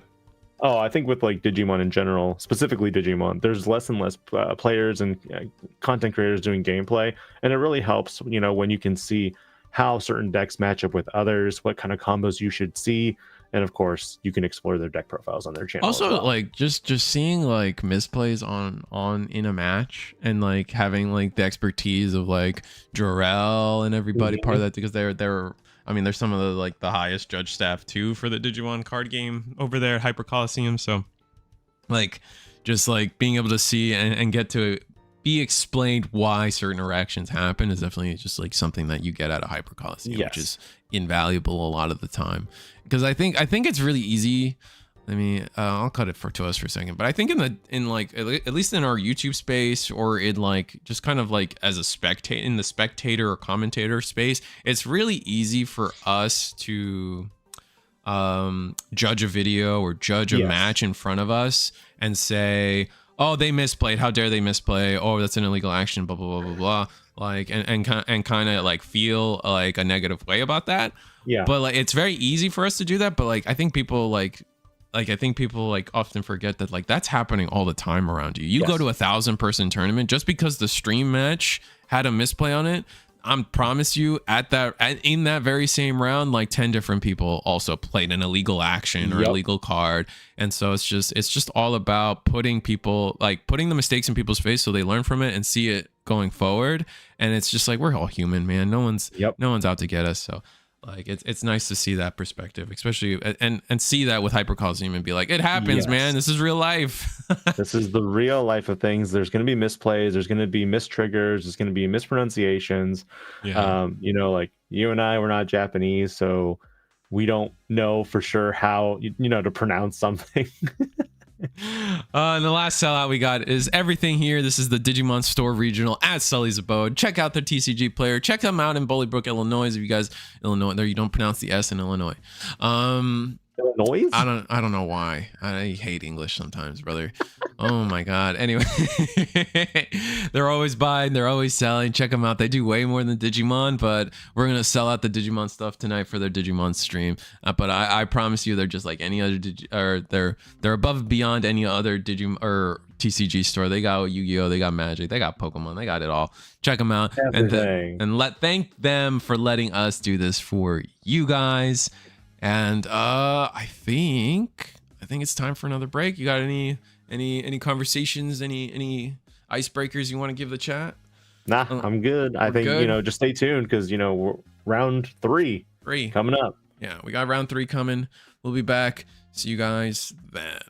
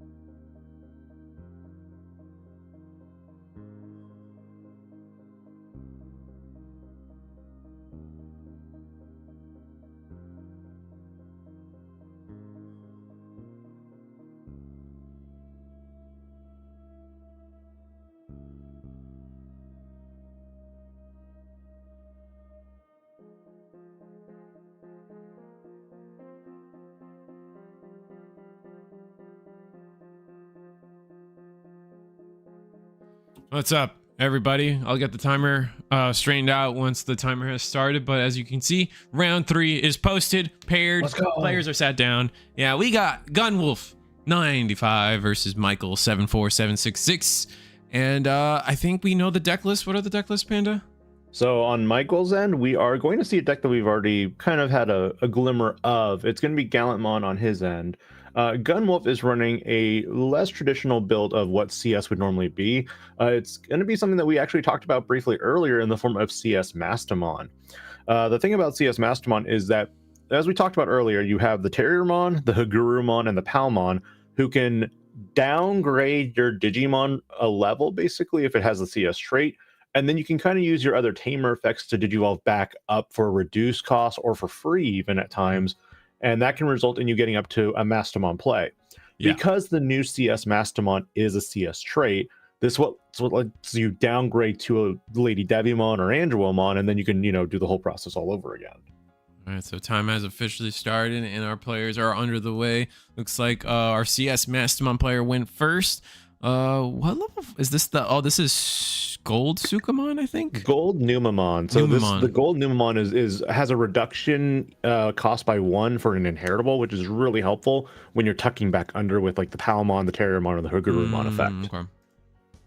Yeah, definitely not super familiar with the CS cards. I know it's not often I get to see them myself. I got you, buddy. I'm more surprised that Michael kind of was like, I'm going straight up to my War Growlmon. I don't care what you do. So on the other end, we're seeing a the option card, the boost for CS trait. This is something. It's like Kurumi Detective Agency. Kurumi Detective Agency. Yep. And then we're gonna see a Yugo Kamashiro. So we're gonna see 2 searches here. That's a lot of pieces to add. Are we gonna add the Amy? Amy does let you Evo for free when you have 2 level sources of the same. Ooh. Okay. So. That is, you said that's Ami we're talking about, right? Or... Yeah, I say Amy, but I think Ami is the correct pronunciation of that one. That's my bad. No, you're good. I'll give chat the splendid pleasure of looking at the SP version of Ami. Oh, let's go. I'm so sad that all our cards have sampled. Yeah, I'm a little sad about that too, because if you go onto like some of the wikis for the Japanese card game, they don't have sample on their cards. Oh, so it's just the English version? Oh, it's so weird. Okay, fair enough. Bummer. If anything, I might try to like do something to fix that.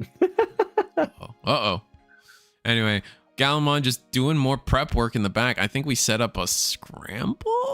Yeah, but they don't have much going on here. Good golly. Okay, so we were missing the Mastamon. Another Yugo, yeah. And just real briefly, that Yugo Kamashiro has a on-play effect which reveals the top 3 cards and adds 1 with the CS trait. And then when any of your Digimon or Tamers with the CS trait would be played, by returning this Tamer to the bottom of the deck, you reduce the play cost by 2. So because of Angelomon and Lady Devimon's respective effects let you reduce their play cost if the other one is out to just 4 memory, you can now play effectively an Angelomon or Lady Devimon for 2. Oh, okay, interesting. I'm following. I know you are definitely out of the 2 of us, you are the Mastamon connoisseur. You work with I think it's Curiosity a lot. Curiosity and High Score Chef would be the 2 like big ones. Yeah, when it comes to Mastamon plays, yeah. My wife loves Mastamon, but like I haven't. Oh, that's the real reason. Never mind. Yeah. Happy wife, happy life. I know that one. Now, you don't have to teach me that. Yeah. So right. I don't know. I guess right now Michael is just missing the Gallantmon. No, I see the Gallantmon there. I see a Gallantmon. I think they're just hoping to like interact with their board, so they're playing patient. Is my guess. Yeah. Yeah. That would be. So promote. Yeah, we do promote the Sukamon. We're gonna pop the agency to go. Why did we lose 2 memory? Is there an emperor?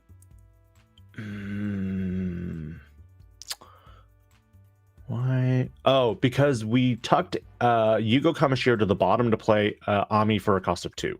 Oh, okay. Right. Okay, cool. Yep. I missed that. Good catch.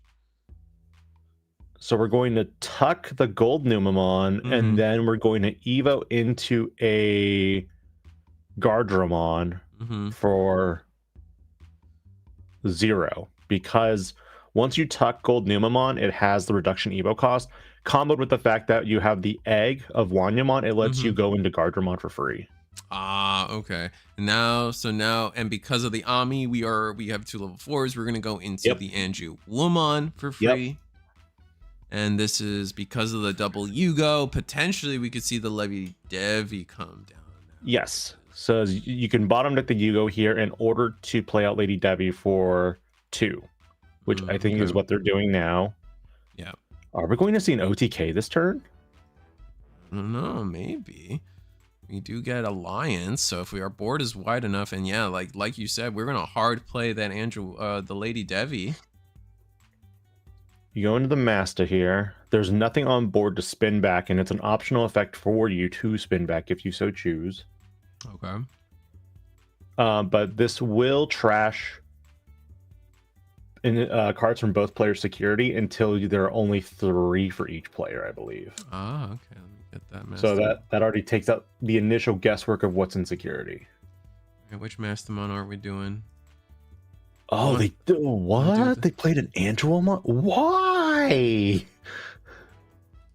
The Angelomon. Oh, maybe it just could just be what they have. Yeah, because you wanted to play Lady Devi here because now you can't downgrade. So you'd attack here, Alliance for 2 checks.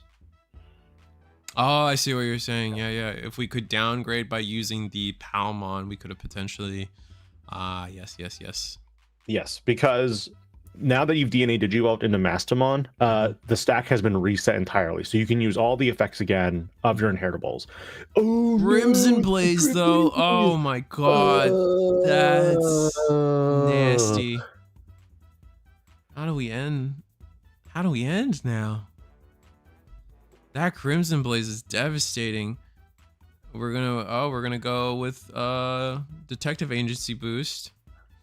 That was a huge risk going into this turn. We sacrificed the security for this. Gallantmon can easily clear in situations like this. They have so many boosts too. That's the other thing. They have the Cool Boy that we were gifted a Cool Boy and all that. We're gonna scramble and we're gonna get the draw. So we're gonna discard a card. It looks like Growl X is gonna be that discard. Draw 2. Mastamon failed us this time because Mastamon was supposed to trash that Crimson Blaze. That's so unfortunate. Yeah, because at this point, if it was a Lady Devimon and it wasn't a Crimson Blaze, you would have downgraded back to Angelomon, and then you would have DNA'd into the Promo Mastamon, which at that point you can spin something to security, trash your opponent's top security, and then afterwards hit for game. I see. All right. So it's an OTK kind of loop. Got you. All right. Looks like we're going for, is that Protoform we put under? Yes. I believe it was. Yeah, it's hard to tell, but yeah, I think it is the Protoform. Here comes the Cool Boy. Gain a memory, draw a card. And now we can go into the Gallantmon X if we so choose. I see the Gallantmon for the CS Gallantmon. Yeah. And it might not be bad to play it, considering it stops your opponent from playing cards from the trash. And here comes the Gallantmon. This is going to be the new CS Gallantmon from BT23. So yeah, 2,000 DP for each of their Digimon and or Tamers. So you hit a 12,000 DP Digimon. Luckily you have Partition. That's true. You have put that on the screen for people. The yeah, I got you.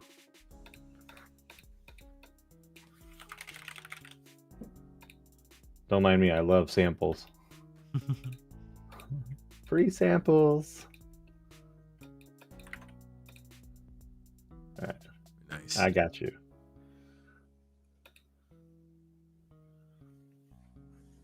I like how you're picking all the special arts. I thought I'd have fun with it this round. We do what did we just search? Oh, we digivolved into Geo X. So our scrambled Geomon is now digivolved into a Geomon X. We're gonna search the top 3. We're gonna go ahead and decide. So we're gonna skip on the secret rare Gallantmon, and then we're gonna grab Gallant X, and yeah, it's gonna be a Digivolve for 1, and we might be cooked. But our partition's still in play here. Andrew Woman has an on play, I believe, which is very relevant. Luckily, the sources don't hit the trash; they just come out immediately. Otherwise, you would be cooked. Yep. Wait, what? No partition? Is Crimson Blaze still in effect? Oh, did we just not want to play? No, it's Crimson. turn. Yeah, Crimson Blaze should be over. So we just didn't want to give more bodies for some reason. That'd be my guess. You're starting over though, and you have nothing in the raise, so this is kind of problematic. You're hitting 3 security, aren't you? Yeah, it's 2 checks for sure. Did they do the trash? I don't know if they did the trashing. And this Guilmon can't attack because it doesn't have rush. It wasn't a rush Guilmon. Yeah, it was not a rush Guilmon. You're correct. I guess you're just digging for it right now because we saw that they run Omnimon X. Yeah. You could play the promo Gallantmon here. And delete your own Gallant if you have a big enough trash. I could see that. Yeah. And then afterwards you would go into Omni X, but not in this situation. And we know we bottom decked the Omni X, and Gallantmon players maybe run too, but I think that's it though. I think this is this might be a wrap. Yeah. I am inclined to agree. I'm just shocked we didn't partition. Is there any reason we wouldn't partition there? Is the Gallantmon worded differently than I think it is? Gallant. On play until the end of your opponent's turn. Their effects can't play Digimon or Tamers from the trash. Yeah, so I think you're right. I think there's no reason we couldn't partition there. And maybe... Do the sources hit the trash first before you partition? No, because it's when you would be deleted, right? So the Digimon's still on board. It's an interruptive effect, so you are not deleted. As on deletions do resolve in the trash. Partition is very clearly not clearly. That's the wrong word, but that's why I was confused. Because if they had partitioned out, the Gallant X would have. Because it would have been on the Gallantmon X's no partition attack, right? to void Gallantmon X trashing security. No, it would have still been deleted, right? Yeah. Partition doesn't prevent the deletion, so you still they still do not get the unsuspend and do not get the trash. I think like chat's catching on to. I think we're both in. I think most of us are in agreement now that like I believe Gunwolf probably just maybe both players I think it's just the table has misunderstood how partition resolves under the new Gallantmon, or are misunderstanding the wording on Gallantmon. That's the thing, and that's the one thing that because the Lady Devi has blocker. We could have saved ourselves 2 security, worst case scenario, or just forced our opponent to have ways to remove our board. Like, yeah, and the Lady Devi clears the rookie too. On top of that, so that's why I was very confused, and I think that would have changed the tide of the game. And I think that's the caveat here, where Gallantmon, the new one, is really good, but only against decks that play from trash. So if your deck is like Imperial Dramon, really unfortunate. If your deck is Dullahamon, also unfortunate. I love how this is a tangent while our players are still doing their prep turns. Honestly, I love that like all the Liberator decks are getting like emblems and stuff and level 7s. That's really cool. But like I feel like all the Liberator decks are underperforming minus rocks, and like it's crazy because you would think like all the emblems are amazing cards, like they're so good. And then every level 7 can digivolve on the level 5s. But like Rocks has Tumblemon. And that is like such a crazy difference. Yep. Tumblemon is I also wild. think that with the way things are going in the card game, this is a future video, but it's more so a discussion of what do you want to see with option cards moving forward. Because after seeing Amethyst Mandala's like option cards, I don't know what Bandai could be cooking up. I love that we were able to predict that they would be using the link effect to essentially act as equipment in Digimon. I'm so happy that the red one is not just attack plus one. Yeah, I'm so glad it's not just attack plus one. However, I was hoping for raid, like generic raid seemed cool, but with what they got, they gave us like a pseudo blitz, which I'm okay with. I'm a fan of that for sure. And then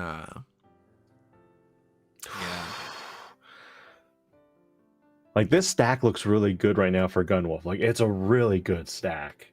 Right. We got the Lady Devi, we got the Yugo, we have the detective intendency. It is literally the same like board state right now. You've got the War Growlmon in one side, you've got almost identical tamers on the other, and I'm kind of just like, brother, come on. Oh, bro, we hit the YouTube rewind before it even came out. That's crazy.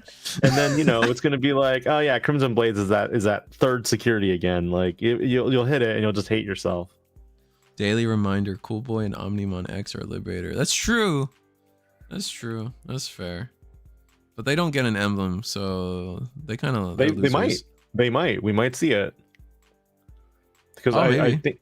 I read an article, and I don't know how like verifiable this article actually is, but it was talking about how, in addition to just the emblems that we've currently seen, including the ones for Owen and Shoto, we're also going to see emblems for the other characters from the web novel. So hold on to your hats because we're going to get unique emblem Jeff Goldblum. Oh, that's wild. That's cool. With Dino, does it come with Dino DNA too? Probably. Oh, that's sick. Man, all right, so we're playing another turn of searching. That's so risky, but I guess we have to. I'm looking at the hand from Gunwolf, and do you see a Mastamon in this? I don't see Mastamon yet. I think you're looking to draw into it because right now we know we have Lady Devi. I think we have a promo Masta in hand. You can't play a Digimon. Please do not. Oh no! Oh okay, yeah! another Ami. Okay. Oof. Unique emblem, Knights of Not Purge. Royal Knights of the Purge. No Purge of the Knights. Oh, I still feel like they translated that card wrong. It should have been Royal Knights of the Purge, not Purge of the Royal Knights. Yoda this, Yoda that. It's fine. Hey man. CS Master is very piece reliant and memory reliant to get its combos. Yeah, I could see that. Basically, you have 3 turns set up, but the problem is most of the decks that I've been tinkering with are like, if I can build a wall or like do something that stops Hoodie Loop from going off, I have deemed the deck successful to like talk about. That's fair. All right, looks like we are going to attack with our 4, and we don't promote from the Michael side of things. So that's the game slowing down to a pretty good pace for Gunwolf. It gives us the extra couple turns. Wait, Michael has the Crimson Blades in hand. Is it a one-of is the question. There's no way we Crimson Blaze here, right? Put our opponent to 4? Oh, we're going to choke to 1. Okay. That's a little rough, but I think with double memory boost, you were still capable. Oh, you're dead. Even with just 1 memory boost, you're dead. Oh, wow. Okay. Good. Guess we'll see. It looks like we're going to play the Yugo, though. The reason why you'd be dead, and there it is. There's the mask. I think that's what they were looking for. The reason why you'd be dead is because you would promote up, right? You would tuck Gold Numa, and then with the Wanya effect, you would immediately digivolve into Gardermon for free. That's a free Evo. Then, because you have 2 sources and you have 2 Amies, you can daisy chain the Amis to go up twice if you wanted to. That's a traditional line, though. Oh, I see. Okay. Guess we'll take a look at what Gunwolf decides to do on their turn. Can Gallantmon win on this board state? We got 2 memory. We don't have Sac +1, but we do have the BT12 War Growl that gives us end of attack gain 2. Oh, we're promoting. I think we might be able to win this turn. You want the spoiler? What's the spoiler? There's only one Crimson Blaze. That's a crazy spoiler out loud and everything. Man, people haven't watched this episode yet. You can't, man. It's a Palmon. That's crazy. We're gonna gain memory.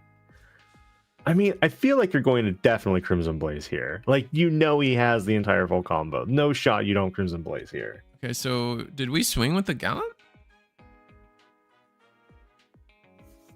I don't think you did. We swing with Gallant? Did we? I guess we swung with Gallant, and then we gain our 2 memory, I assume, and now. Can you only Ami once? When whenever Digimon Digivolve and Digimon cover, it's a Digimon the same level as if it has a Digivolution cover the same level as a Digivolve. Oh, okay. So yeah, you can only do it once, unless wait. You technically could do it if you had the right sources. So if you downgraded to 4 and you had a 5 underneath, then you could go into a 5, and if there was a 5 in the sources, you could go again. Technically.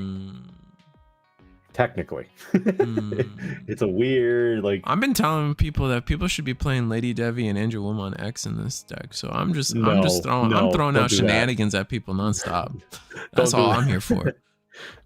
No, if they Crimson Blaze here, I think they win. Like, off the bat, they just win. I don't think they're going to. Oh, what? Oh, interesting. I think they're afraid. Unironic. I think they're just afraid of putting our opponent to 6. What? Yeah, this feels incorrect from Michael. Like, wait, what? Yeah, no, I think this was definitely an overextension from Michael. I think going to Omni X, while it does get you the extra check into security, I would have blazed. Yeah, Crimson Blaze puts your opponent to 6, and you're worried about. I think Michael might not be fully aware of what Mastamon, as I am not fully aware of what Mastamon can pull off either. But yeah, going into Omni X definitely feels like an overextension here. We do get the Digivolve now, but so now that makes Crimson Mode potentially viable play for us. We'll see. Digivolve into Angel Woman. Oh, you drew another Lady Devi. Let's go. Nice. We're gonna take our top security. We're gonna heal our top security. Do you have 2 masters? If you have 2 masters, you can spin this card to the top of security.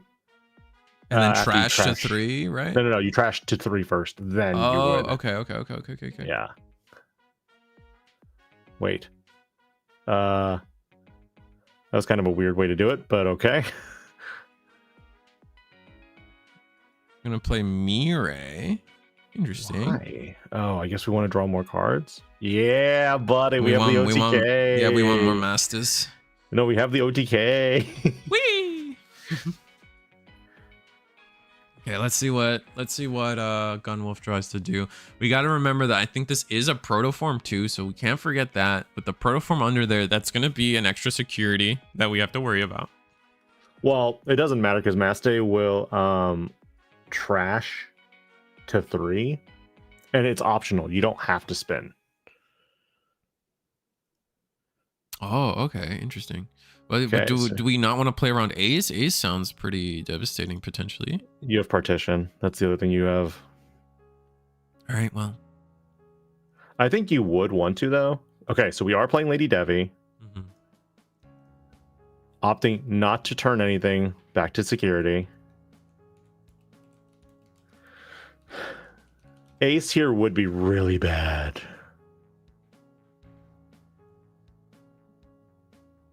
For a second, I was like, how did we de-digivolve the Gallant X? And I was like, it wasn't a Gallant X, it was an Omnimon X. It was an Omnimon. So we are going to be tucking, and that's protoform. Why? We get to take any of these cards. I mean, they have nothing in raise, so they can't do anything. Yep. So we're pretty safe unless we are afraid of playing into Gallants of some of the promo or secret Gallant. We know the first check is Proto, second check is just going to be a Guillaumon. Do you have? So yeah, you downgrade Maste to Angelomon. It's suspended.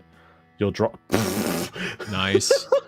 Very cool. I think we got it. I think we got enough Mastamons in rotation. I think we got this. Yeah, I think we got this now. Yeah. Here it comes again. Digivolve. Draw. Do you have another Lady Devi? Yes, you do. You I have think we another Lady do, Devi. yeah. Nothing happens. A swing, Attack. 2 checks. Alliance. No Crimson Blaze. Downgrade. I think we're missequencing a little bit though. Aren't you supposed to be drawing cards? Okay, yeah, we are drawing the cards. And now we go into the promo. And we have to switch the order because it's purple first now instead of yellow. Oh, interesting. I didn't know that. And now you trash top. Trash your opponent's top.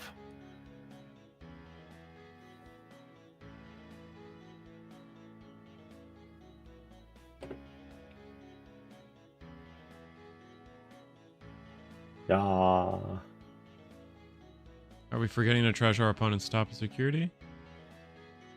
Then we recover one because our security changed. Wait, how do we do this? Oh, we have to trigger all the Andromon effects. Ah, there we go. We just did it. Trash the top swing. Yeah. There we go. It was the last thing we did. Yep. We got there. Because when Digivolving, you recover one. Then if DNA Digivolving by placing one other Digimon or Tamer as the top or bottom security, you trash your opponent's top security card. But yeah, I think Gunwolf just needs to be aware that Crimson Blaze is only through opponent's turn. Yeah, so I think the problem here is I think Mooney draws is kind of correct here in chat. I think at the end of the day with Crimson Blaze, you're putting your opponent to 6, and that was probably, I think it was either 6 or 5. I don't fully remember the board state, but it's just gonna be enough memory anyway to fully combo, and so they had enough mem to like account for it this time around. Oh, is pile shuffling between rounds now officially illegal? Is that like just true?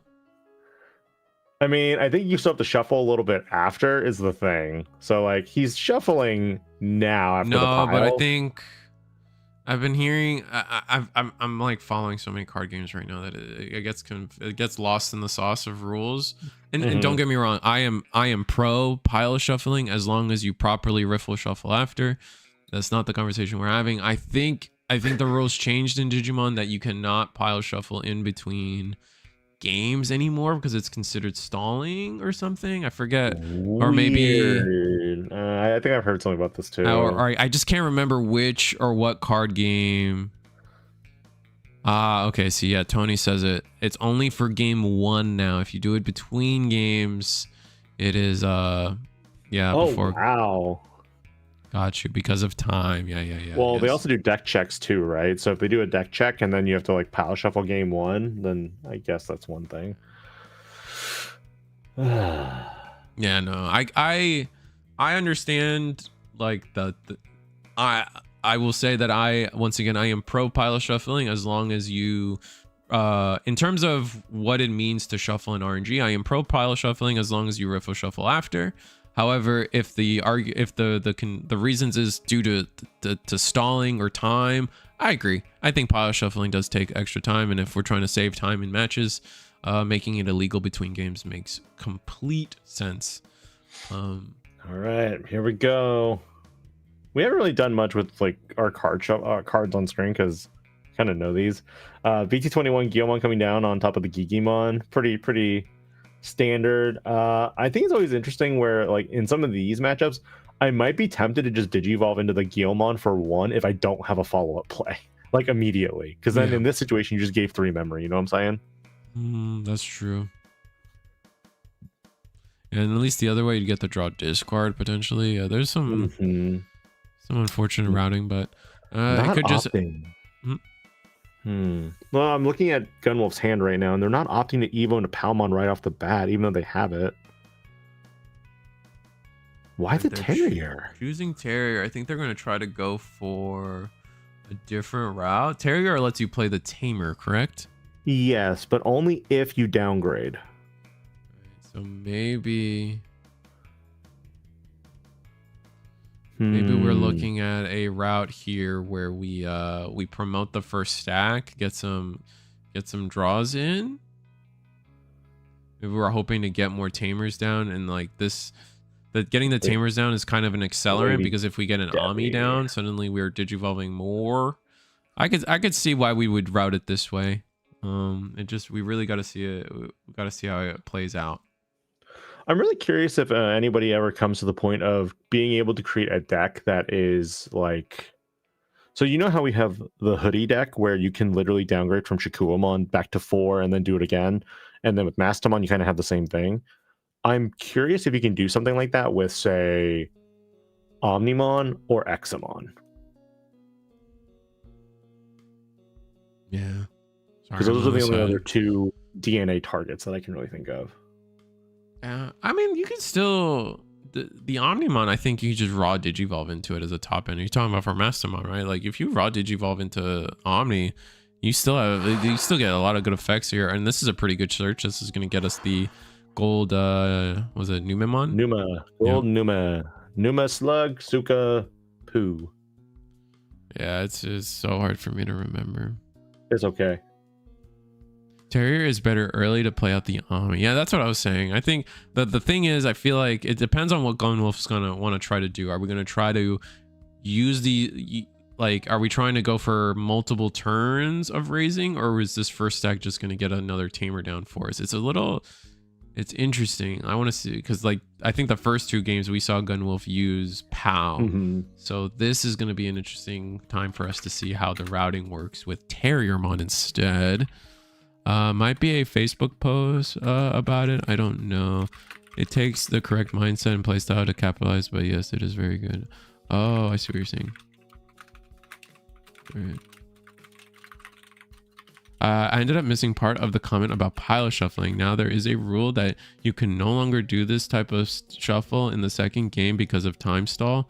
Yes, Eddie, that's correct. There is in Digimon, you can no longer pile shuffle in between games. So in between games 1 to 2, in between games 2 to 3, no more pile shuffling. You are allowed to pile shuffle at the start before game 1, and after that, no more. Nah. I'm confused with Gunwolf's strategy right now, because you're playing all these tamers right now, and that reduces the effectiveness of your Terriermon here. Go higher. Better early. Just yesterday. You went 7-0 with just yesterday. Oh, so I have you boys in Vegas. That's hype. I'm bummed. I'm excited. I've missed you, buddy. With Jesmon. Oh, weird. With Jesmon. How about that? That doesn't sound like Huddymon at all. Weird. Thank you. Weird, Antonio. Weird. Thank you. I'm mean. I'm so sorry. You have to play it. You have to play a tamer, but at that point, your Terriermon is useless. That's why I'm very confused why you would go Terrier. I feel like your optimal play is always Palmon. That is set by Bandai. Yes, Gucci is an official ruling. Yeah, you're already kind of cooked, because like if you play any other, okay, so you're just gonna play Ami. That's fine.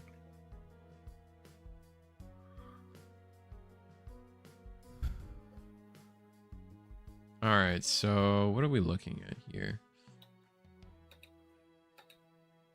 We're still playing it a bit slow on Gunwolf's side, and it's so crazy to me to see. This is game 3 of this match here, and we're not seeing like Gallenmon. One of the things that makes Gallenmon so good is that it could just kill you turn 2. Ooh, another Ami. Psh. That's gonna be gross. Yeah, but the Terriermon's turned off now. Like, you can't do anything with Terriermon. Yeah, but if Ami's gonna give us the extra memory we would have essentially gained from Palmon anyway. Yeah. So but it looked like he was going to play the Amis anyway. So I was kind of like, what? Yeah, I think we're chilling. You promote, you peel, you go into Gold Numa.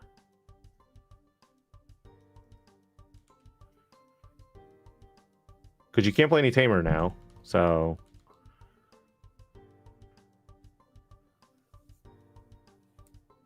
Sorry, one sec on my end.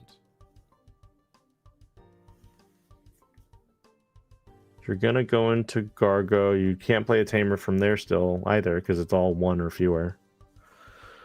You go into Angelomon. Lady Debbie or Anja, doesn't matter. You add the top. Ooh, I think that was the promo mass day, actually. That's pretty good. No, it was the actual CS mass day. That's good. You recover, you pop the Kurami Detective Agency. Okay, I'm back. All right. This will be interesting. Mm-hmm. You play the Lady Debbie for a cost of 4. Mm-hmm.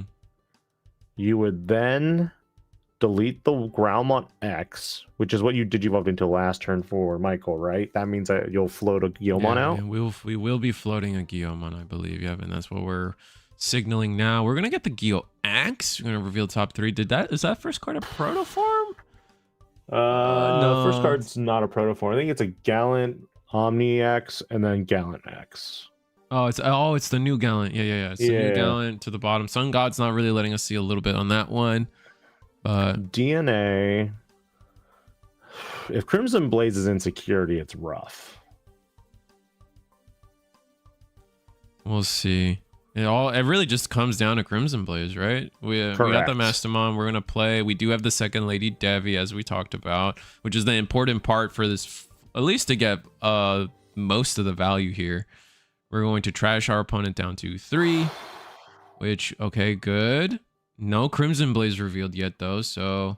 Well, if it was trash, that'd be the ideal situation. Yeah, that would be the ideal situation. 1, 2. Okay, we're good. Oh, we're good. That's it, right? The last one gets trashed? GG. That's done.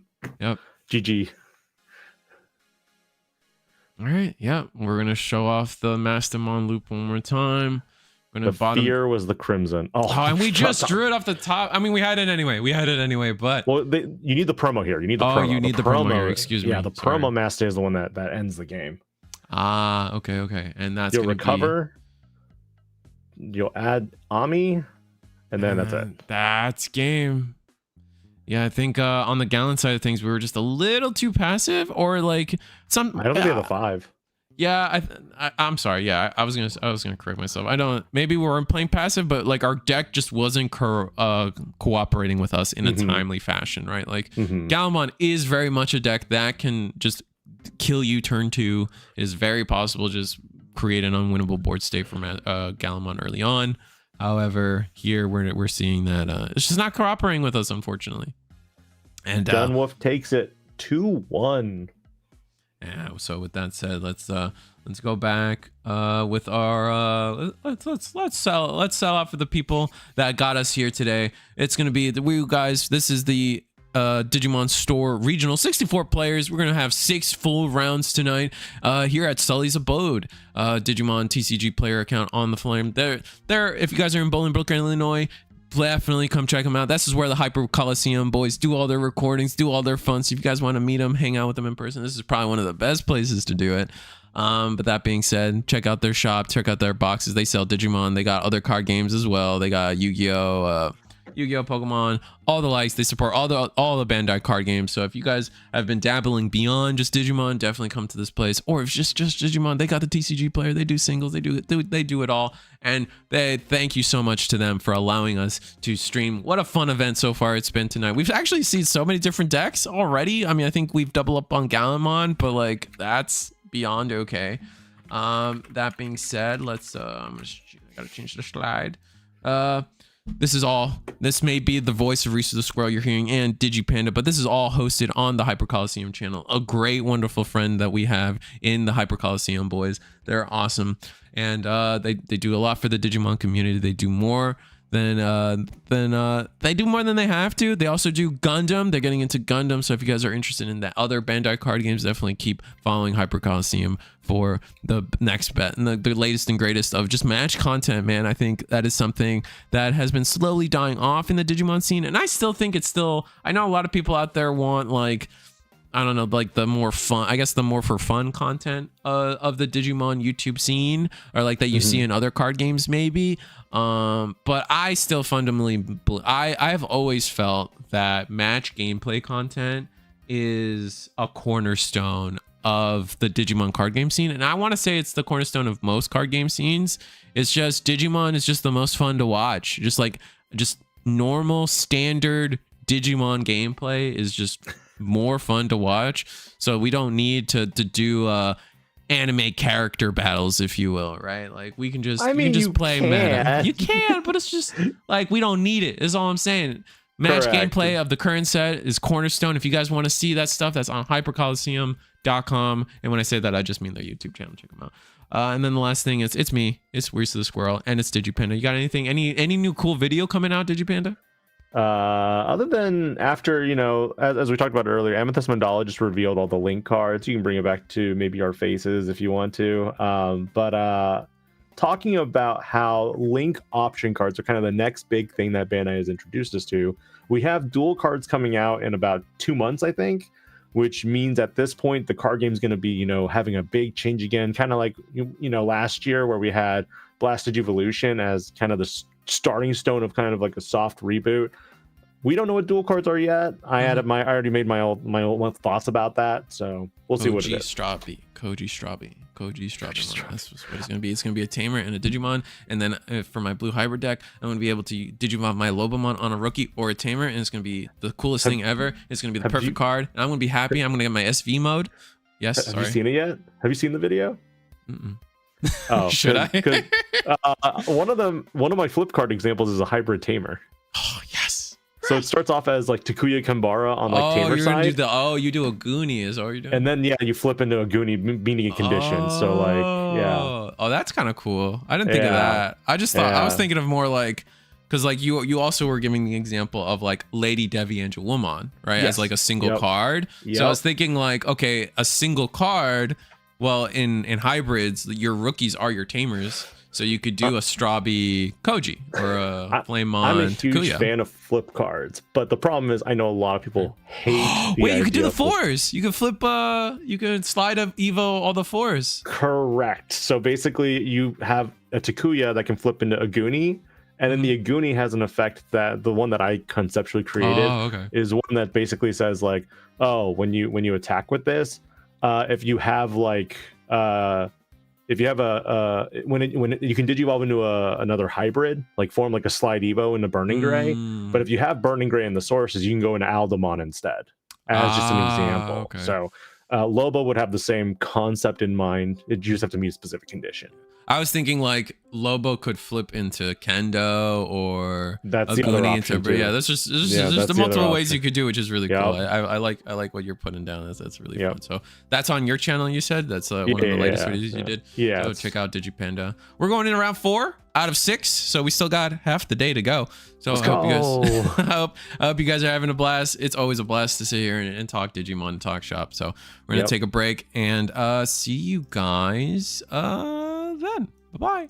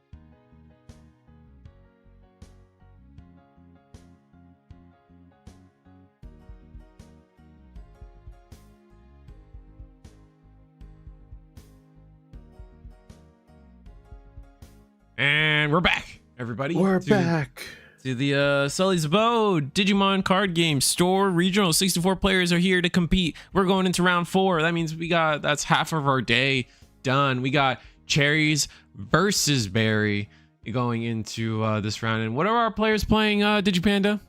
Oh, we got ourselves an exciting one. These are 2 decks that we haven't even seen on the stream yet today.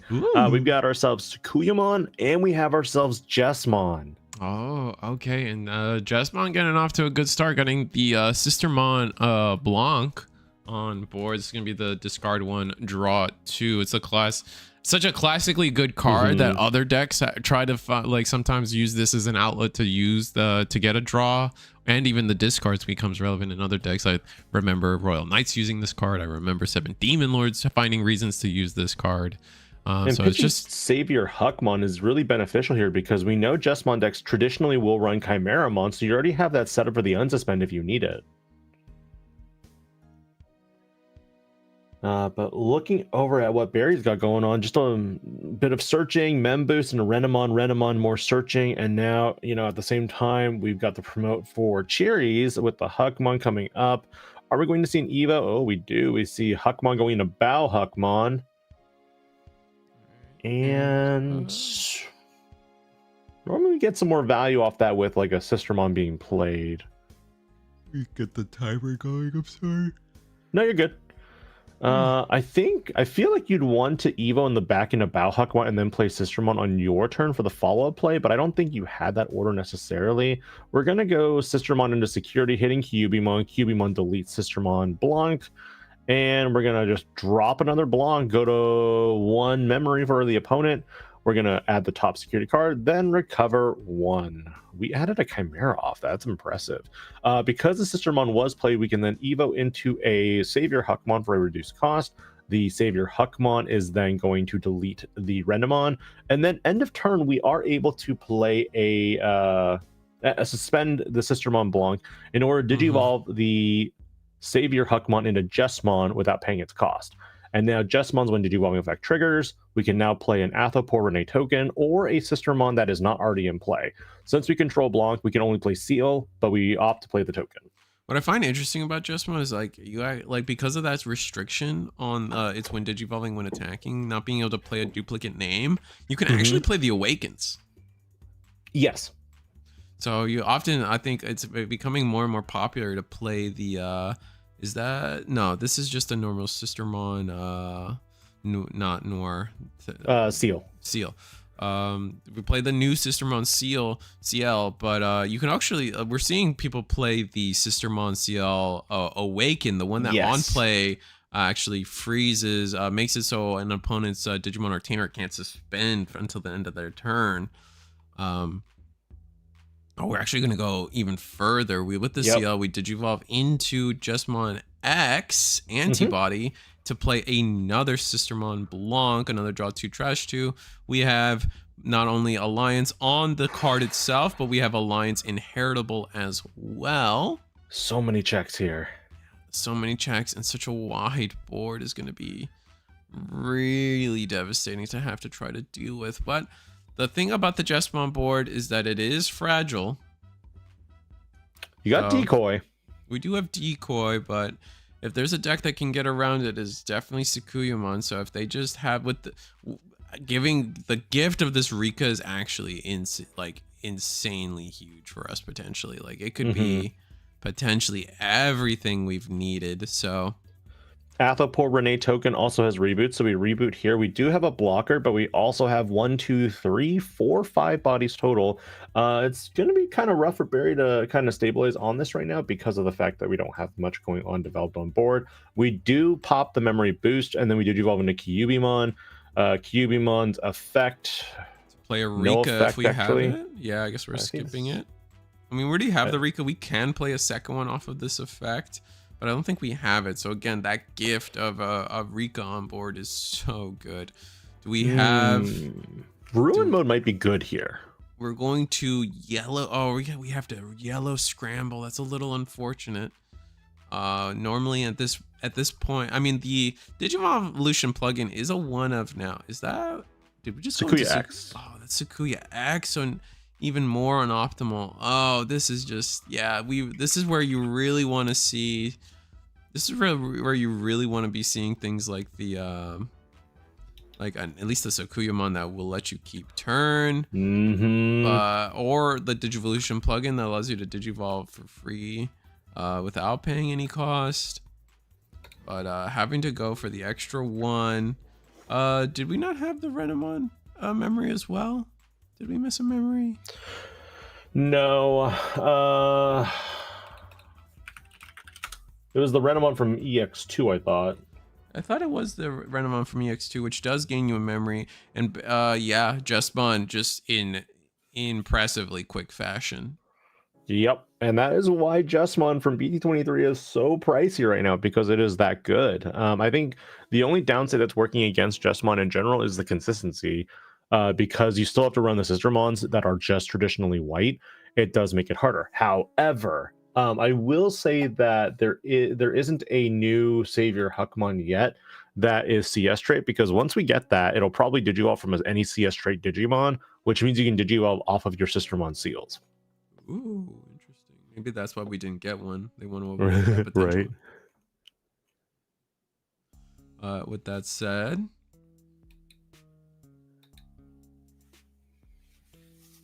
we're just gonna go into game 2. I mean, there's nothing Sakuyamon. Sakuyamon is definitely a deck that like needs a couple turns typically to really pull off what it wants to do. And Justmon, like we saw, like Justmon's a deck that like they can just have it turn 2 sometimes.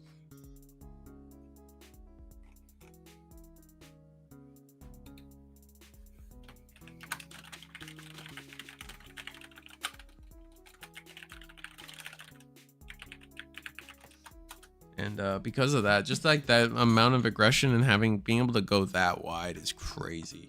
So so powerful and so fast. Like there are 2 different builds of Justmon that are going around. I tend to prefer the pure Justmon variants without the Genkumon. But Genkumon, if you're able to fully adopt both a Justmon line and the Genkumon line into the deck, like you definitely see the potential for like the amazing an amazing defensive play as well, being able to I agree. And that's where we're also seeing that with Sakuyamon decks, we're seeing the adjustments from what we had originally with the Valderarm line to the Shakamon line as well. Right. Going with cherries, we go Huckmon in the back again. Into from Master to Disciple, we reveal Bauhuck, Savior, and Jess. Oh man, the entire line 4, 5, 6. Yeah. We add the 5, so we had the 4. I guess you could Evo into the 4 in the back. I think we may not want to do that. I think we might want to. It looks like we're gonna play. Oh, we're gonna play a Searching Huckmon instead. CS Huck. We can add Jess, and we can add the CS Huckmon there too, I believe, right? So you can add a double right there. It's gonna be that double. So again, skipping out, not whiffing, but skipping out on getting. So we are skipping out on getting the 5 this time. So we're gonna be able to just count to 6 next turn if we have Sister Mons on top of that. This is gonna be very disgusting. The glorious thing also about the newest Huckmon is that, and the Justmon for that matter, is that the Justmon can warp Digivolve from Huckmon for a cost of 5. Oh wow! And we are going to play the Digital Gate Open, which is a monocolor option that Sakuyamon players could be running in their deck. So not pretty good, and no requirements either. Right, because it has rule text that says as long as you have a Digimon on board, you can use it or something to ignore its color condition. Yeah. Or I think it actually doesn't even require Digimon. I think its color requirements just outright ignored. Oh. Let me look. You can ignore this card's color requirements. Oh wow, yeah. So there you go. So it doesn't matter. You can always play a Digital Gate Open, and we are going to attack with we're not going to attack. Yeah, we're suspending for Savior Huckmon's end of turn effect, which lets you suspend one of your other Digimon to Digivolve this Digimon into Justmon. Justmon can now play the Athoporene token, and then because the token was played, this Digimon may attack, so we're attacking, which means we can now spawn out either Sistermon or Sistermon Seal. I think we have a Sistermon. We're going to go with the Sistermon Blanc from hand. That's going to let us discard, draw 2 cards. Oh, they're Justmon X. Yeah, I think we're probably gonna go ahead and do that Jesmon X play again if we have the CL to go with it. Oh no, we went for the token this time, giving the Sukuyamon player the tamer again could once again could be the difference maker in playing this game and losing this game. We'll see what we do. Let's see. Let me get the Jesmon on board for you guys so you can enjoy. And keep in mind, we're only able to smash so much security in one attack because the Savior Huckmon has Alliance, and Jesmon himself also inherently has Alliance. Yeah. So by suspending all of your bodies, you're able to effectively increase that security and also your DP thresholds with each suspended body that you suspend. So at that point, the Jesmon, I believe, was 12 plus 6 plus 2. So it would have been 20k going for 3 checks. And then the token can unsuspend because of its reboot. Gotcha. And yeah, that is a Shushumon in the deck. That is the promo Shushumon getting a token out. I've been wondering why you would run this Shushu. Is this the one with? Does this have barrier inheritable? This would be a curiosity question. It No, does. it's yeah, it does. It does have barrier, so that's probably the main reason we'd be running the promo Shushu, as having some battle protection is very useful for the deck. The double Rikas are gonna come in, gain us 2 memory. We also, I think we gain memory on our rookie. We'll have to see. We're gonna go ahead and minus 2k, or we did something to the Huckmon. I'm not sure what we did. Minus 2k, but the Huckmon should be deleted if that's the case. Isn't Huckmon 3 right now? Oh, wait, is it? No, it's actually 1. But what's buffing it? I'm not sure. Maybe we put a different effect and I'm not seeing it. Let's see. Talmon is the one from BT17. You may use one option card. Oh, maybe it's security attack -1 somewhere. That's gotta be it. I think that's it. Yeah. We are going to pause plug-in. Did we go into a Sakuya? Is that what we just went into? Yes. Which Sakuya is this? The BT. Oh, this is the one with the blue background. Yes, it's the champion one. BT17. Yeah, it's the BT17 Sakuya, but it's just the alt art that I'm not fully aware of. Yeah. Yeah, so they basically did a when Digivolving effect with the Sakuyamon, and then from there, they were able to DP reduce the Jesmon out of existence. Let me go ahead and grab that one.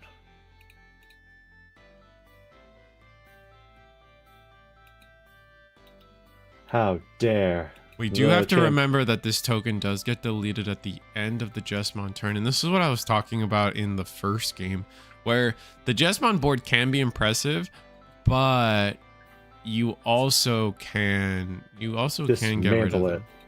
Dismantle it pretty easily if it's not backed up by the Genku stuff.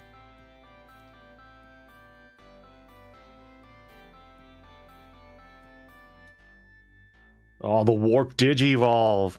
Oh no. Yeah, it can't. Now here's the thing. It can't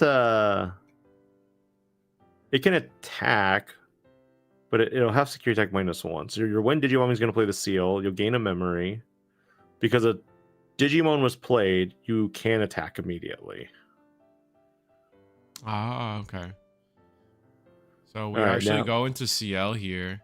Into the seal awakened. So that's going to let us freeze the Sakuya, not allowing it to attack. Going to attack the Jesmon has rush, so you can attack. And you gain a memory from the Huckmon and a memory off of the seal. CL, whichever pronunciation. And because you don't control seal, you control seal awakened, you can play a new seal. Let's see. We're going to Alliance the Sakuya because the CL was rested. And you'll do 1 check with the Alliance instead of 2. End of turn, the Awakened will then go to the top of security. What a rough board state. Yeah. The Jesmon deck is fairly powerful. Being able to do that with, I don't think we were given that much memory to play out that turn, and we were able to do all of this, rebuild our board entirely, and well, they attack. worked Digivolve from Huck. Yep.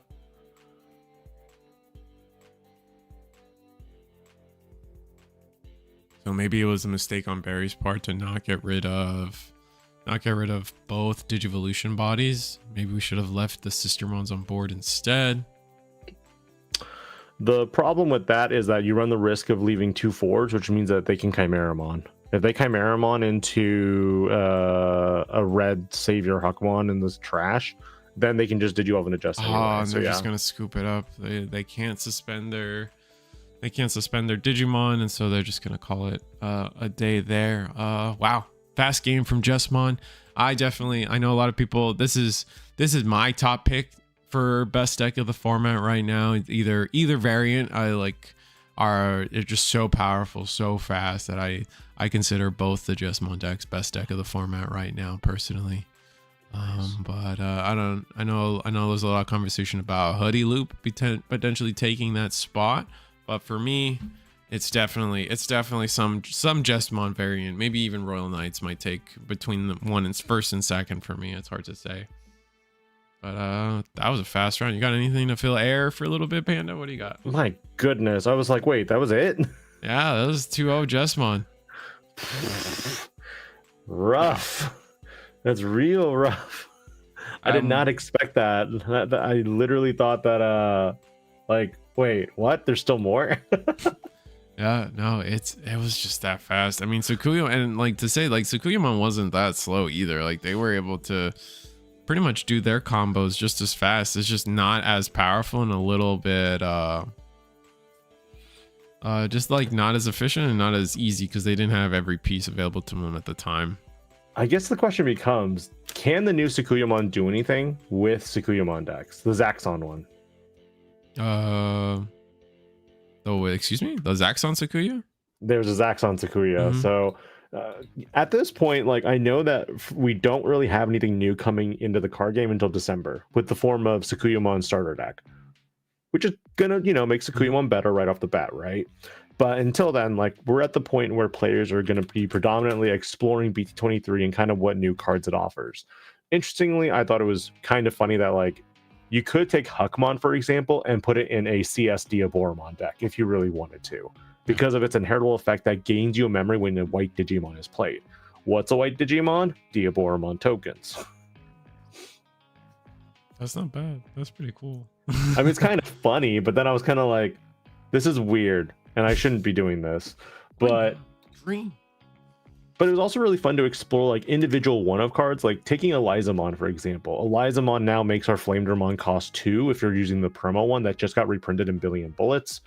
Honestly, I think there's still a lot of room for the format to grow, and I agree with you that there are a lot of decks right now that come off as main contenders. Royal Knights, Gallantmon, Jesmon, Hoodie mid-range, Hoodie Loop. Those are like the 2 variants there. I'm still not sure if Examon is necessarily going to be doing anything yet. That's the big one that I don't think so. Yeah, I don't have a lot of faith in Exa. At the end of the day, that deck struggles. I don't think they keep. I think right now with Examon, they keep making really strong boss monsters, but their issue isn't necessarily that their boss monsters are strong enough. It's they don't get there. They're not getting there either efficiently enough, fast enough. They need more piece collecting potential, right? I think that's their biggest struggles. Like, they just don't collect the pieces they need fast enough for either, like, it'll often see, like, they'll get their first DNA playoff that gets answered and all their resources went into that one, so they can't build a second one as fast, and like that's like one way they struggle. It's a rough time to be a Examon deck. I feel right now. I don't think the new 6 is enough to push it over the edge. And I know you mentioned that, Jesmon players can splash Ganku into the deck, and I at the same time I feel like we're in a format right now where we can't be too passive and defensive. It's very more interactive and kind of, hit the security hard, which is why like the new Gankus where I'm like, I don't know if I'd necessarily run it in a Justmon deck. I know Turtle Ganku players are still, out there and, able to build super wide and kind of build a pseudo wall, if you will. Right. But I just don't think it's necessary for Justmon. I think Justmon's easier to just go straight into it and just go. Like, yeah, that's probably true. I mean, no, I agree. That's the main. Like, I'm more just stating that like both variants do exist. I do agree with you that in the sense that like the pure Justmon can be way more consistent, way more powerful, and win the game. But just I have also I would be remiss to say I have not, like, I've seen the Ganku variants just have those whiteboards with the protection, with the reboot, with the blocker, and just be as oppressive with the defensive side. They just may not be able to get it off as fast as a pure Justmon build can get going, and I think that's going to be key, seeing which one performs better in the long run. But I would be very, like, going into a tournament run, I would be very afraid of either version right now. If Examon had a better delay option, they would be sitting good. That's fair. I mean, like, that really runs the core of what I was saying. Like, it's just Examon. Its issue isn't like Examon just got a new 7, I should say. They got a new Examon, but that wasn't the problem. Like, I feel like Examon players were very happy with their boss monsters. They just needed like a better way to get there. And yeah, things like having a better delay option would probably route us into a better way to get to our level 7s, a mem boost maybe, just like I hate band-aid tamers for decks, but a tamer could potentially help, or just like better 4s, or like the Drachmon X is a great card. But it's one of those things. I remember when the support came out, I was like, it's a great card if you see it, and it's a 4 of in your deck. And so it's like, you just don't. I just feel like the support lineup for Examon decks needs to be more of it at that level of that Drachmon X, and then we might start seeing Examon like really take off if we see the support, like the 4s. I really feel like Examon has some of the worst 4s for what it's trying to do. Because Unleash the Dragon Gene is the delay option card, but my issue with that card in general is that it's a red option, but it requires you to have a red source regardless. And the deck is like blue and green, like in terms of its like rookie lineup. I know there's a baby Digimon that you can kind of play, but I think BT1 is it no? I think there's a newer BB Digimon that you can play for the deck. That is red, but like the point still stands, is like it's another one of these like kind of like the Teacup Shikoamon decks. Like there is like this color identity swap that they do that really hurts the deck, like in terms of like, oh well, now how do we fit this now? And then it's a little annoying. So like that's not in Examon's favor as well if you're trying to deck build it. But yeah, no, I agree. Like the Dino DNA card, they added red and then made it the central color of the deck, which before it was like they were just green blue, but there was so much green blue support that it was fine as just green blue. But adding the red, they decided to make that the focal point, and that they haven't supported that middle enough. I don't know. I've been playing against a lot of Examon players, and they've been getting to the big guy consistently. That's like, but like if they can get to the big guy and then you out it, can they do it again? Right? Like that is like my kind of key point, is like they either struggle getting there at the first time or getting there the second time. Because like you're seeing like even in the games with right now with the Justmon and Sakuyamon player, like what became really important was being able to do it the second time. And I feel like Examon takes too many pieces. If you can do it the first time, you probably can't do it the second time. Or else the deck, like, obviously, like, I don't know, maybe I'm wrong. Maybe, like, the 7s do suck. But then at that point, like, I mean, then everything is bad with the deck. Like, I don't know. I really like the new Examon, but I don't like the Ace. I don't like the Ace, and I don't like the X. Because the X doesn't really work with any of them. Really? So, like, the X in my mind is like, yeah, you can emote over the Ace or the old one, but like it doesn't fundamentally work with the new one, because the new one has partition, but it doesn't give inheritable partition. So you miss out on the value from that. That's my big like problem with like the new Examon. Great, but if you get to it, it's kind of like, now what? Yeah, that's fair. And honestly, I feel that too. Like, it's one of those decks where it's like you get to your boss monster, and then if you, like, that's also true. Like, yeah, like it's just like a boss monster that doesn't keep being a boss monster. It's just like on the board, and you're like, okay, like I'm stuck with this thing now. That's like fair. If you compare it to the other level 7 Omnimon, for example, it's very much one of those like Omnimon or Omnimon Alter S. Even you can Alter S into your opponent's security, and then end of attack, because you're immune to everything. Doesn't matter if it's like an option or a Digimon effect that you hit. Alter S splits back into a Garurumon and Greymon Digimon that's level 6, and you can do it again, or you can go into one of the other Omnimons if you really wanted to. Yeah, that's true. But with that said, let me do some sellouts. Like, obviously, me and DigiPanda have been yapping, so come check us out if you guys enjoy some of the apps that we do. This is our bread and butter in terms of our contribution to the Digimon card games, is just endless yaps. I run more streams on my side. I got I host the stream for the Eagle's Nest webcam tournament series, ran every week at the Eagle's Nest Discord channel. Check out my channel to get links and descriptions for everything. They are running their monthly tournament today. So unfortunately we weren't able to stream it, but we do host a monthly tournament where bigger prize pools are given out to our players. And then every Monday, so check us out tomorrow, every Monday we're hosting a Digimon weekly tournament where you can win boxes of the latest set.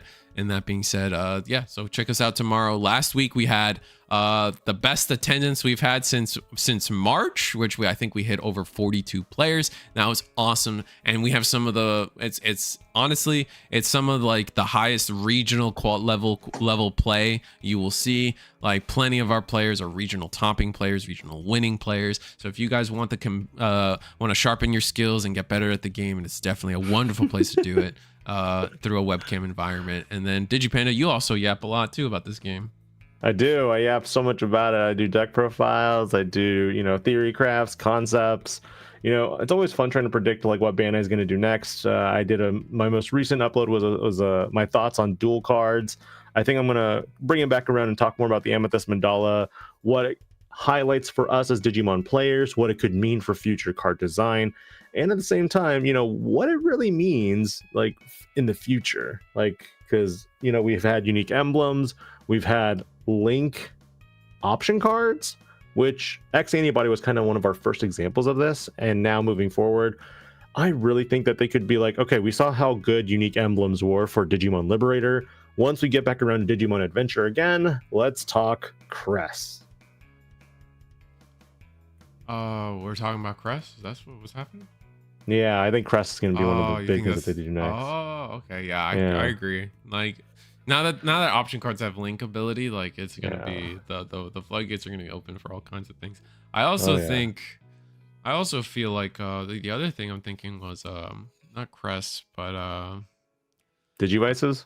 not Digi. Oh, I think I lost it. It's okay. Oh well. Anyway, this is another video you did before, but I would love to see retrains of older option names. Options, yeah. I want to see a BT25 Gaia Force, right? If we were gonna print another 8-cost deleted Digimon, how are we gonna flavor it up? Like, like we have a million Agumons. I think it's okay for Digimon to potentially reuse Kakaida's Breath, So people were commenting on that for the dual card video. They were mentioning how instead of being like a dual Digimon, like Lady Devimon and Angelomon, or XVmon and Stingmon, I had one person or a couple of them comment that what if instead of doing Digimon, it was a Digimon option card?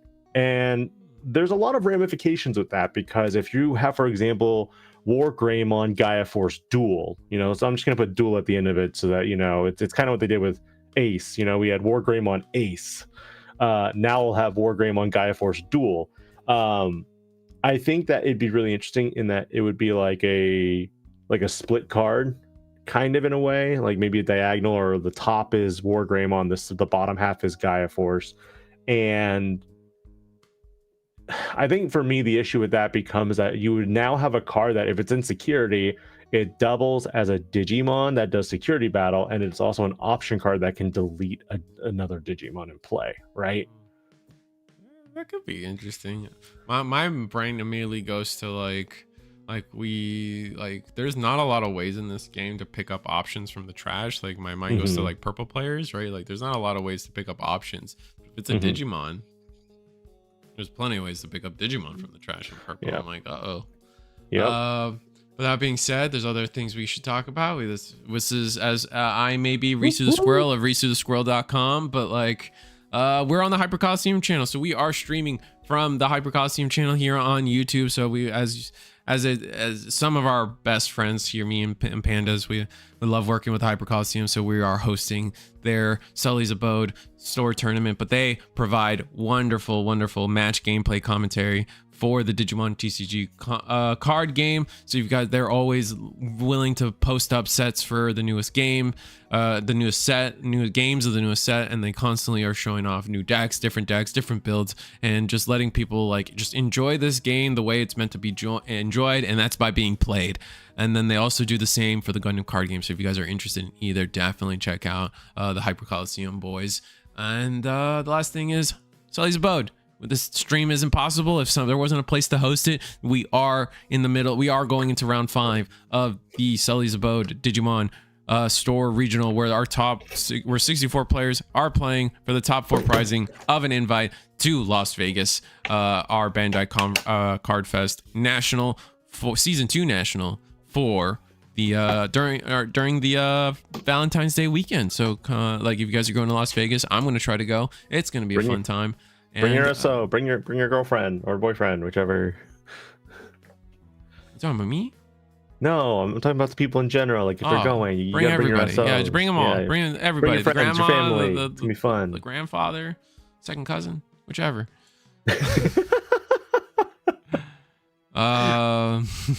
Yeah, with that in mind, we'll see you guys for round 5.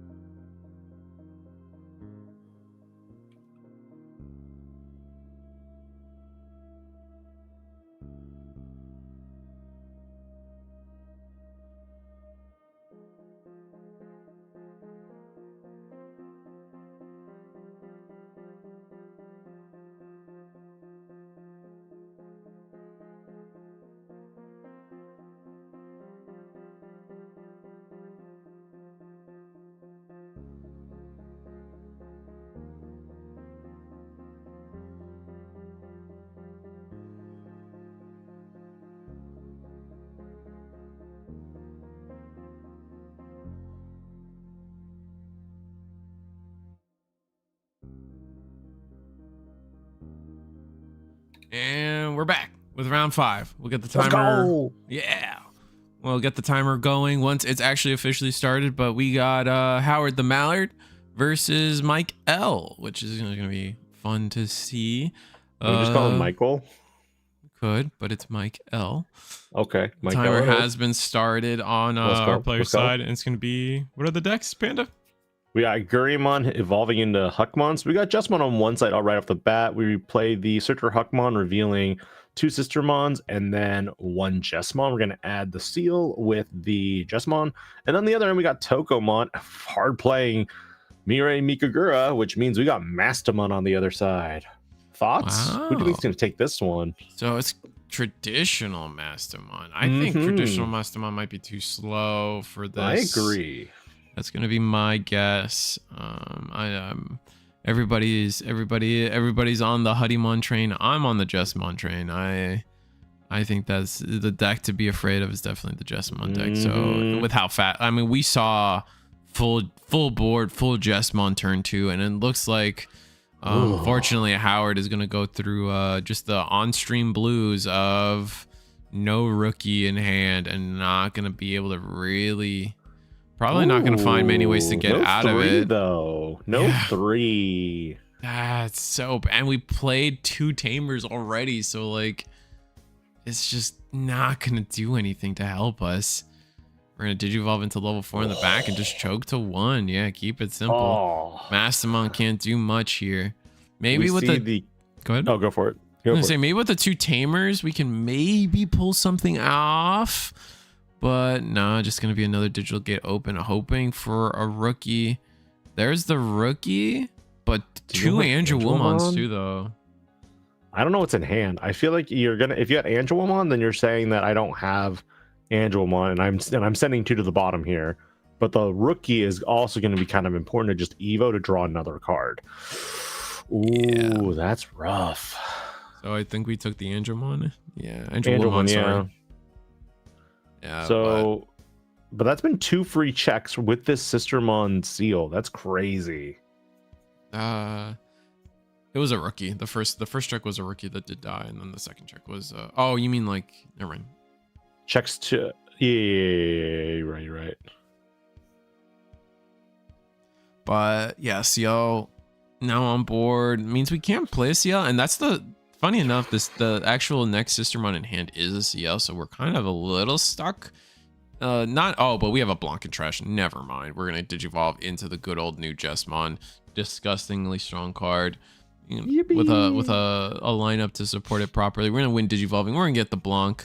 We're gonna get our top security to our hand and then recover that security. Then we're gonna see ourselves, because we played something, attack with the Jesmon, and then from here we get to play the Otho Renan Poor token. Renee token. Oh, Renee how token. I pronounce it. Why? Why? And that's gonna let us Digivolve into yeah. Oh yeah, you do get the end of attack there because we raw Digivolved into the Jesmon, and that was turn 2? No, I guess that was turn 3. Turn 3. Yeah. So they alliance with everything first, and then they went into the Omni, right? Yeah, that was gross. How much memory were they given? I guess they did that. No, I think the Jesmon was able to start that turn with 2 memory, if I'm remembering correctly. Yeah. It was like 2. It was 2. But they also had a for Master to Disciple out. Right, they did have, so they were able to reduce their level 5 Evo by 1, so they were able to go. Let's go ahead and just leave this bad boy up there for everyone to see, because yeah, this basically describes this deck in a nutshell. Just 1 Jesmon will take you out. I just don't think Mastamon. I think traditional Mastamon's too slow. I think the CS variant is too combo piece reliant. It's not bad, but like this opening hand already looks a little bit better because we do have a level 3. And we have a Gato. We have a starter Gato in hand. Starter Gato. I don't know. I'm no longer sold on this card. Starter Gato on such a rough card. But if we do choose to hard play it, not bad. I actually love I actually love this more now that we're hard playing it. I was gonna say evoing it in the back just is never going to feel good, in my opinion. So, and then here we go. We are gonna go play Huckmon and do some searching. We actually can grab the Sistermon option because it's a card with Sistermon in name. Yep, Sistermon, Sister's Training Gym. But gonna go ahead and grab the level 5 instead, and we're gonna play the Sistermon's Training Gym that we had in hand anyway. And then another from Master to Disciple. And we find the Jessamon. All right, so I think we have we can count to 6 now pretty easily for now, and now it's gonna be up to no Mireille's on board for like true Mastamon combo potential, but we are gonna digivolve into the Angelwoman for one. Let's check what's in security. Ooh, that'll be nice. I see a Mastamon in there.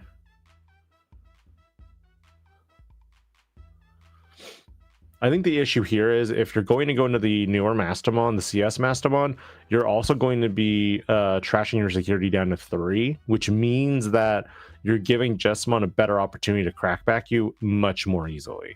Mm-hmm.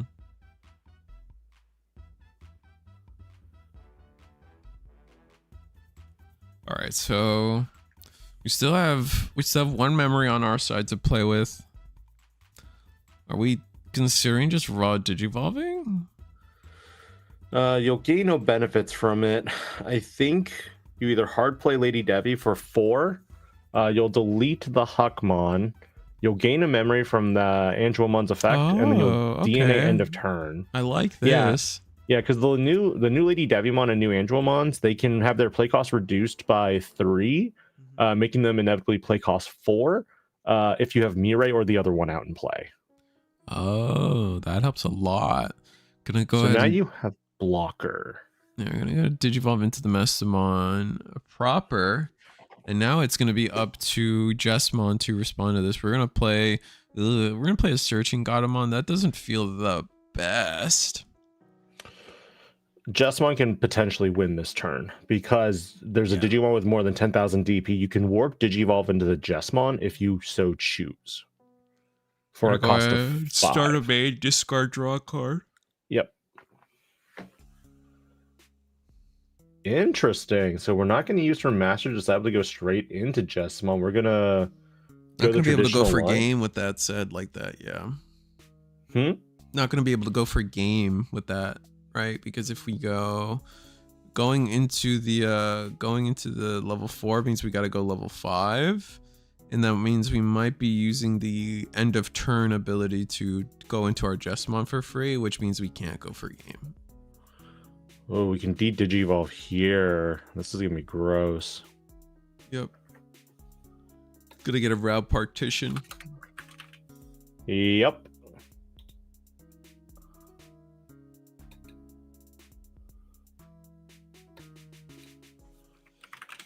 Which is actually just crazy. We're gonna go. Oh, we don't have D-Digivolve. Yeah, you do. The sister mom. She's the D-Digivolve. When she suspends, yeah, okay. She's a blocker, but also when she's suspended, she D-Digivolves. And because you end of turn, the save your Huckmon lets you suspend one of your other Digimon. Did we play a Blanc? I don't think we can play that Blanc, can we? How did we play the Blanc? There's no Blanc in play. Oh, those are both CLs. Oh, that was my mistake. Okay, that's where I was confused. I thought it was a Blanc this whole time. So we can't go for game.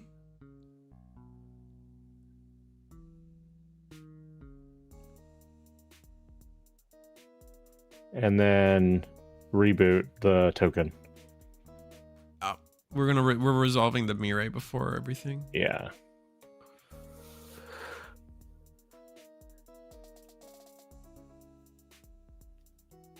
Because the thing about Jessamon doesn't have piercing, right? Mm-hmm.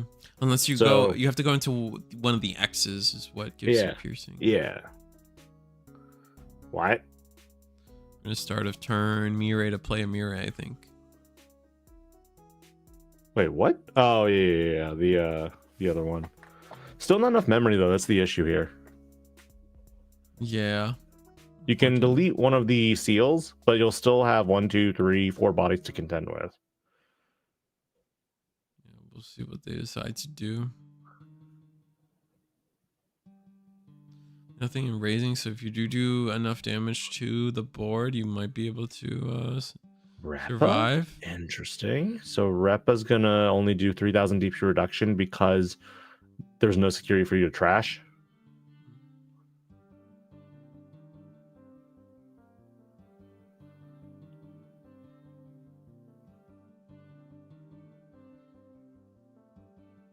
All right, so from here, what do? I don't think there's much we can do. You end of turn here, DNA, but I think your real only out to this would be double Master Ace if you had it. Oh, this is the old lady, Davey. Yes. That lets you pick up a card, so you can pick up the master that was digivolved earlier, worst case. Correct. But the problem is you've already gotten them down to 3 security, and you can spin back a card, but it doesn't do anything. You'll probably want to go into the Promo Maste. Promo Maste will spin back your Mirai. Let's look at this real quick. I need to double check these. You'll recover 1 with Maste. That's 1. Mm-hmm. But you'll only have 1 blocker. Mm-hmm. You can then spin back one of your opponent's Digimon, so you can spin Jessamon to security, but you'll have to trash the top security card in order to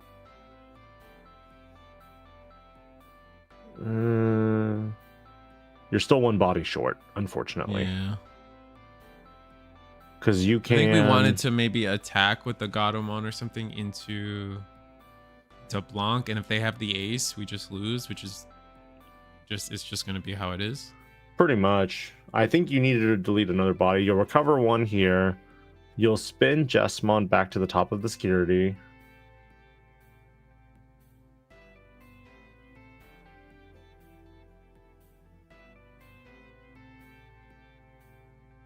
Wait.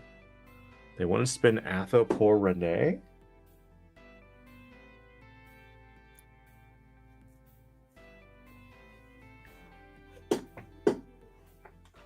Yeah, it's a little rough. You have to spin the Jessamon. The Jessamon's just going to crap out another Atho pour Renee token. Yeah. I think so.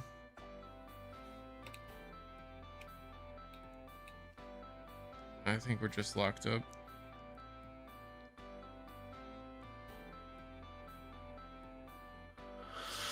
Yeah.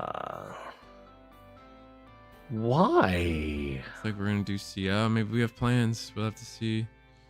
Trash the top. Trash our security. Play an Angel Woman. -2 security to the Jess, but like you can still. Okay, so that means that. Okay. I think we have 2 blocks. Yeah.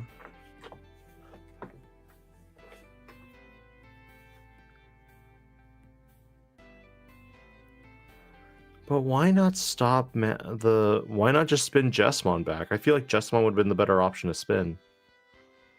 I agree. Also, Crimson Blaze hurts. Yeah, Crimson Blaze, if we have the time to wait out a turn, like we don't need. Oh, but that's the Jessamon GX. That's gonna let it, or Ace. Oh crap. Yeah, that's gonna just let us. It's gonna let us finish this out because we're gonna be able to attack. Now you blaze. Mm-hmm. By blazing, you get rid of the. If you, why do that though? So they stun the Maste, but if you Crimson Blaze here, that deletes the Angelomon, right? Which means there's now only 1 blocker and you have 2 attackers.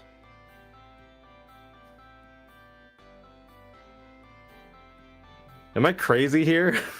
No, I mean the Omnimon, we actually just went into Omni. Yeah, we went into Omni X, and that's just gonna be. Oh, you can't suspend. Yeah, that's it. That's it. You can't suspend, but we're gonna attack with the CL. Yep. Yeah. Yeah, so Omnimon here is going to make it so that the Digimon can attack. So that's just gonna be it. Yeah, Jesmon. Takes it again. It one 5 more minute, time here. But I feel like the Crimson Blaze play would have been I don't know. Would you have done Crimson Blaze or would you have done the Omni play? I mean, I would have done the Omni here. I would have done the Omni play just to win the game. Just style. Yeah.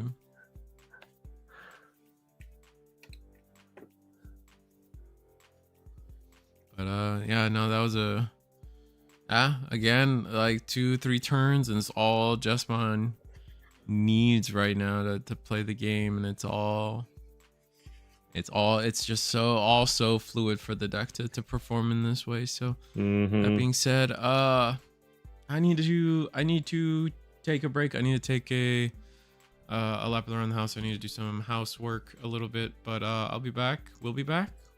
Yeah. This is we're going into our final round, so it should be super exciting. So stay tuned with us. We'll do all our sellouts before the finals, after the finals, but I need to take care of a couple things. So I'll be right back. We'll be right back. Cool. Thank See you guys then. We'll see you in a bit.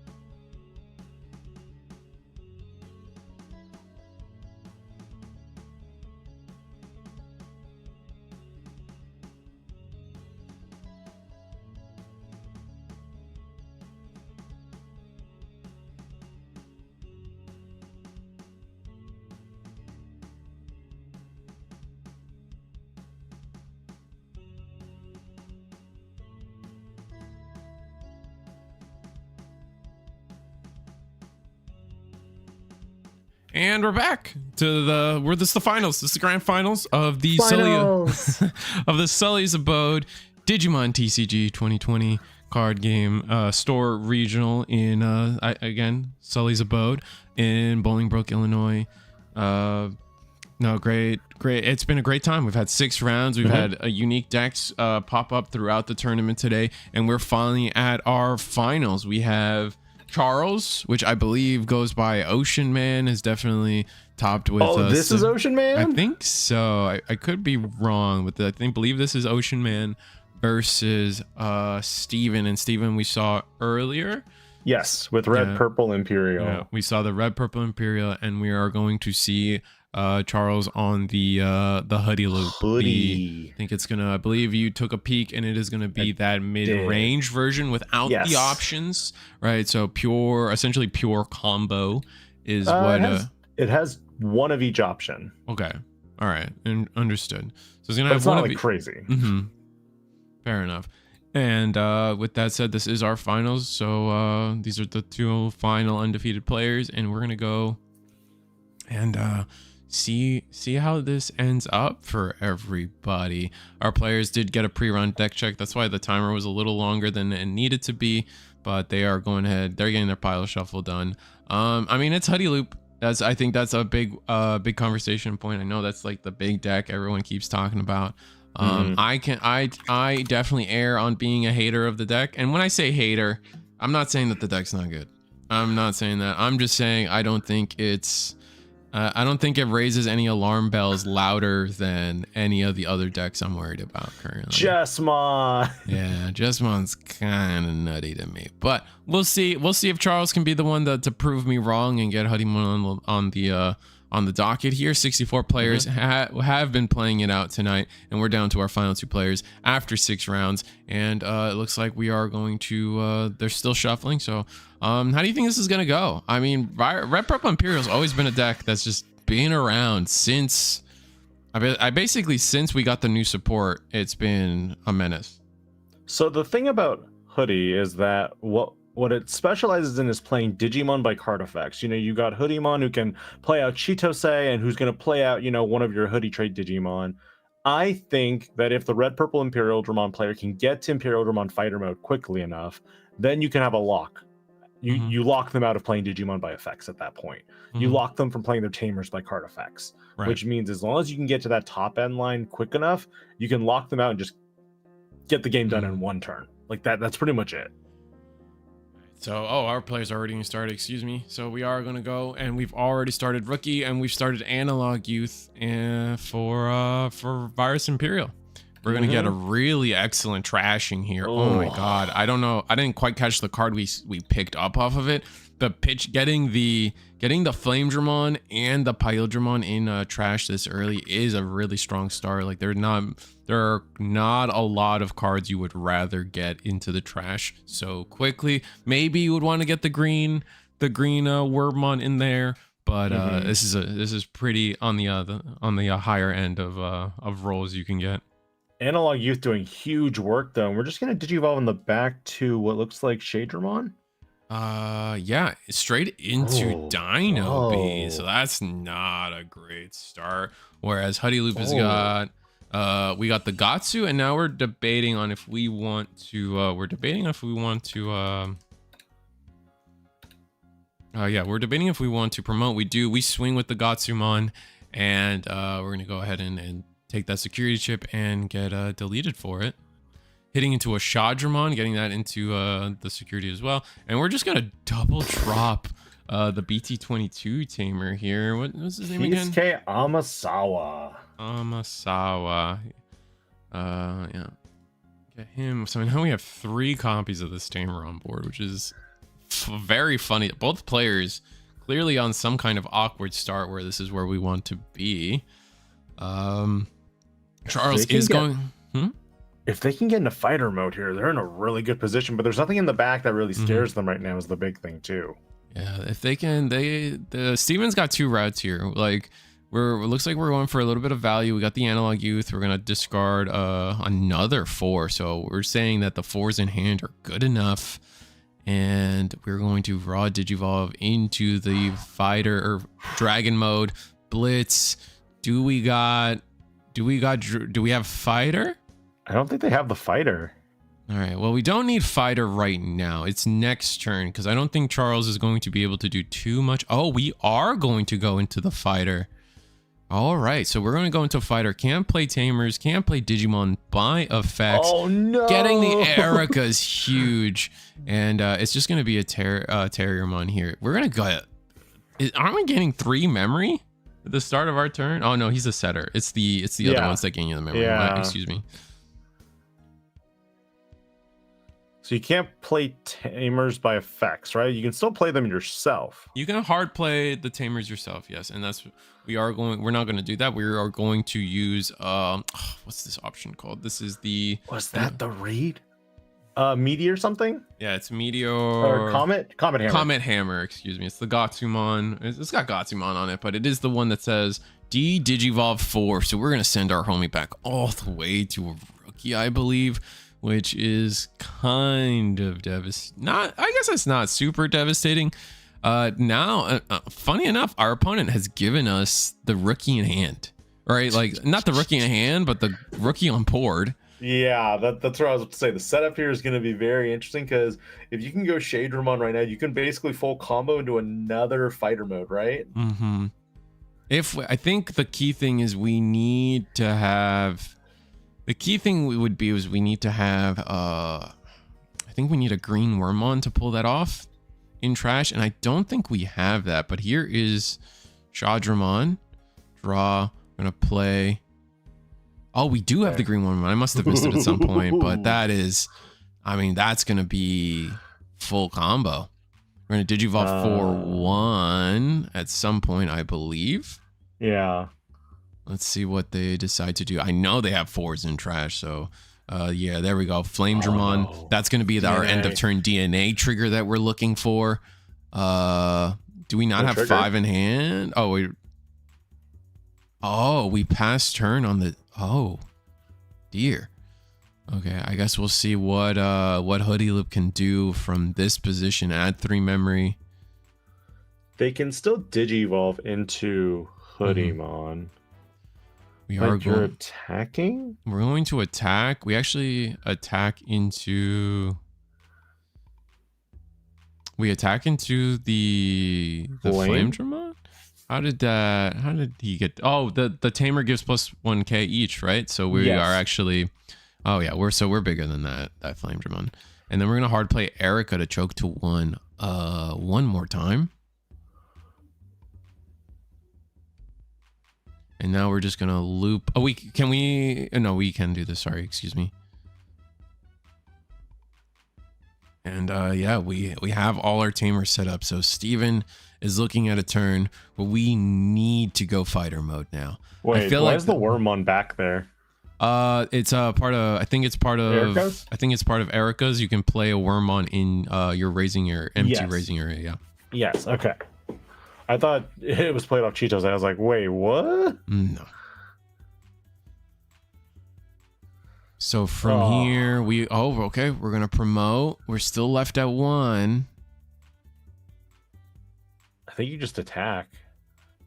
No 5, though? I don't think we have another 4 is our problem, but I guess we'll see. You're going to swing into security. Yeah, not seeing 5s. That's so unfortunate. I think Virus Imperial is going to not having a good time. I see the Dino be in hand. I believe I think we just drew that this turn. Yeah, we're gonna go Wormmon. Wormmon does lose to the Ankylomon in security. Putting our trash way off the screen. Or wait, yeah, putting our trash way off the screen is weird, but is what it is. We are going to hard play a green Wormmon, Digivolve into Shadramon from trash. Gonna play another Wormmon. Probably into that Flame Dramon. Yep. One more. I think so we're just going for draw. I think Yeah. I think Steven's just trying to dig for as many cards as possible. That's my best guess here as to the routing here. We're gonna go Dino B. Yep. And then Dino B's effect, we're gonna see the Paildramon play here. Mm-hmm.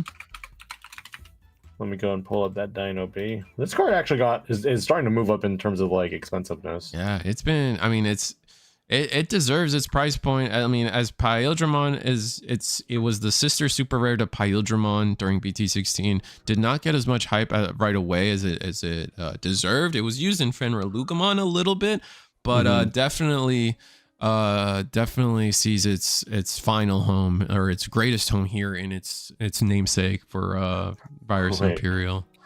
It's like we're doing an interesting route here to establish 2 level 5s, because the Dino B doesn't have to play another Paildramon. Correct. We actually are going to establish 2 level 5s. Oh, I see the fighter mode in hand. Oh, okay. So I think we were going for more draws here, and this is a crazy stack that we're trying to pull. So many inheritables.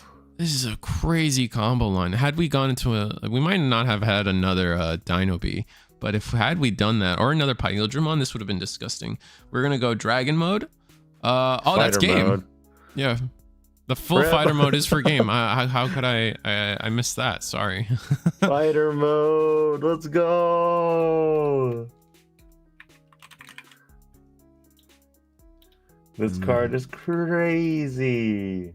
Yeah, and even then, it's like finishing off the fighter mode. Had we not won the game there, I think we're still in a position where there's nothing really that Charles could do or Huddy Loop could do into the fighter mode there. Not being able to play Digimon by effect is such a key part of what the Hoodymon game plan is. Gamers as well, like they can pivot to do either, and yeah, it's a rough time. Yeah, the fighter mode is what scares me most for this particular matchup. But I also feel like fighter mode has consistency issues that haven't been really ironed out yet. Yeah, I mean, at the end of the day, I think it's gonna be like both decks they're looking for pieces. They're gonna be nonstop looking for pieces, and so like when you're in like a high variance situation, it's just we're gonna end up missing one of them eventually. Yep.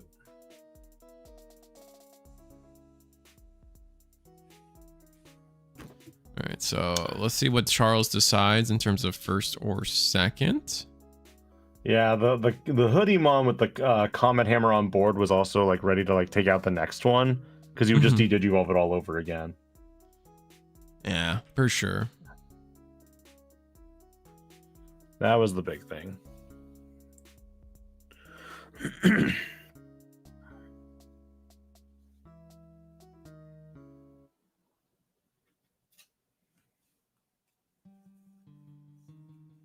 All right, so from here, what are we looking at? We are going to go. So my curious thing is, like, what does Hoodymon want?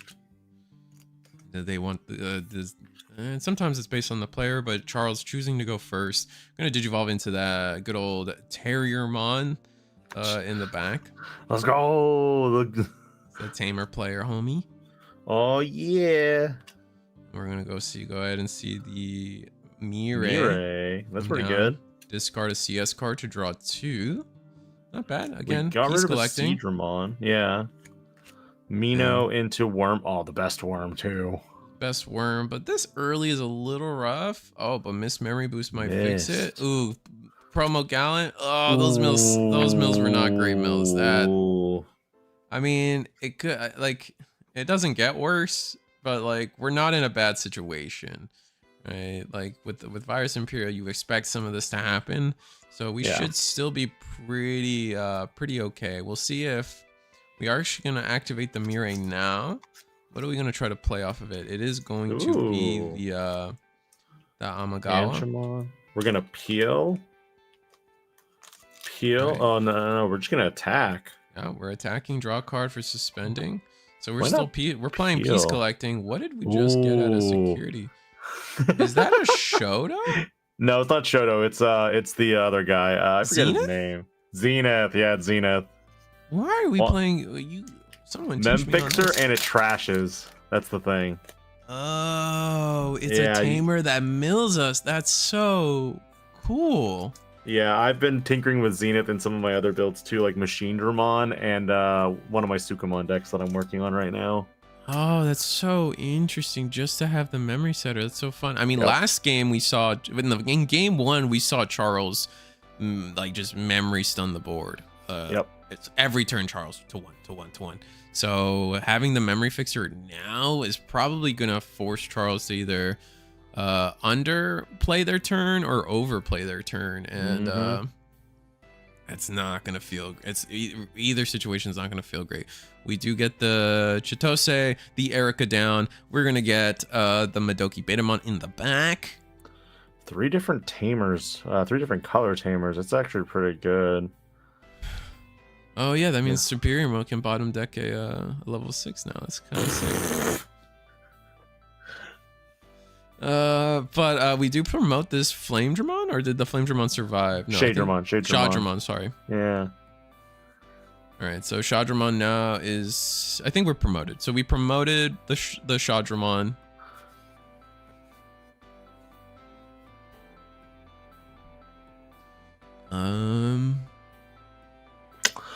I don't like Digivolving in the back, but you're gonna scramble here. Scramble. Are you going to do the play now? I'm gonna go Dino B for 1. Okay. No DNA. Do you have Dragon Mode and also the Fighter Mode? I guess we'll have to see. I don't think so. Their hand doesn't seem prepared for that. On that note, you remember how I said dual cards were two-sided cards, just as a flip cards? Yeah. I made Fighter Mode and Dragon Mode one of them too. Oh, that's cool. We are gonna. Yeah, go ahead. for it. Yeah, we are gonna attack with Dino B. Use the Minamon to discard a XV to delete the level 3 on the board. Why do I feel like attacking is a bad idea here? Oh wait. Oh What? no, we attacked into it, so we okay, yeah. Now we go Fighter Mode, and that does Floodgate because I think the generic the Floodgate effect of Fighter Mode is in fact generic. Like it's just when Digivolving, you get the Floodgate effect. It's the trashing that that you won't get. Yes. Which is fine.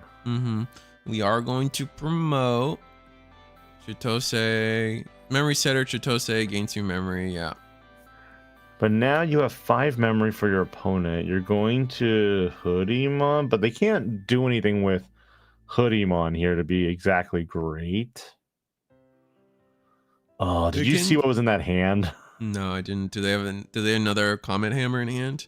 They have Calling. Sorry, I should have specified which player. Oh, Steven is calling in hand. Yeah. That could be game. That could be just full game next turn. We'll have to see. Oh, the Comet. Let's go. All right, Comet Hammer. That's still okay for us though.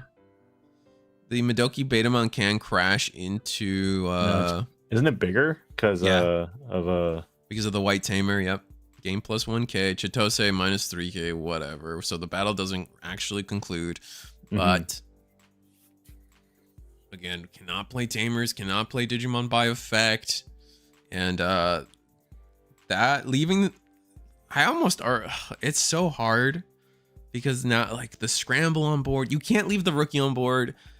I feel like Charles's best play, unironically, might have been to de-digivolve, but de-digivolve a specific amount that leaves them at level 4.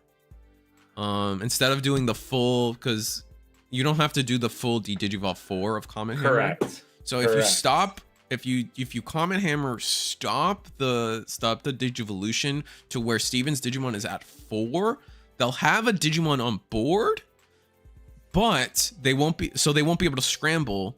Yep. But they won't have a level 3 to combo off on. Because most, like if not all of the Imperial plays start at level 3s. Oh, Imperial starting at level 4 is not the greatest spot for them. It's still possible, don't get me wrong. We live in an infinite world of infinite possibilities. But I would have to say, like, giving him the scramble, like out of all the routes we had, I think leaving the level 4 on board, denying them access to the scramble, and denying them access to an on-board level 3 was probably the best play. We are going to get the scramble off, though. This is going to be... Wait, don't we get... This is all start of turn. Correct. Oh my god, we're going to slingshot back all the way? Do we not get... Do we have another... Do we not have another rookie? We could have, like... full comboed and kept turn. See, the thing about this, though, is that I think that... Well, did they put a card on top of the deck is the question. I'm not sure. I didn't see the card they put on the top, but Jarrell, you can see him in the in the webcam. Jarrell is watching this game like a hawk, so I'm expecting nothing to be missed.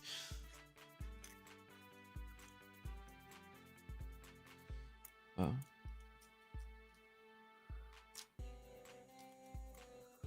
All right, so there's a worm.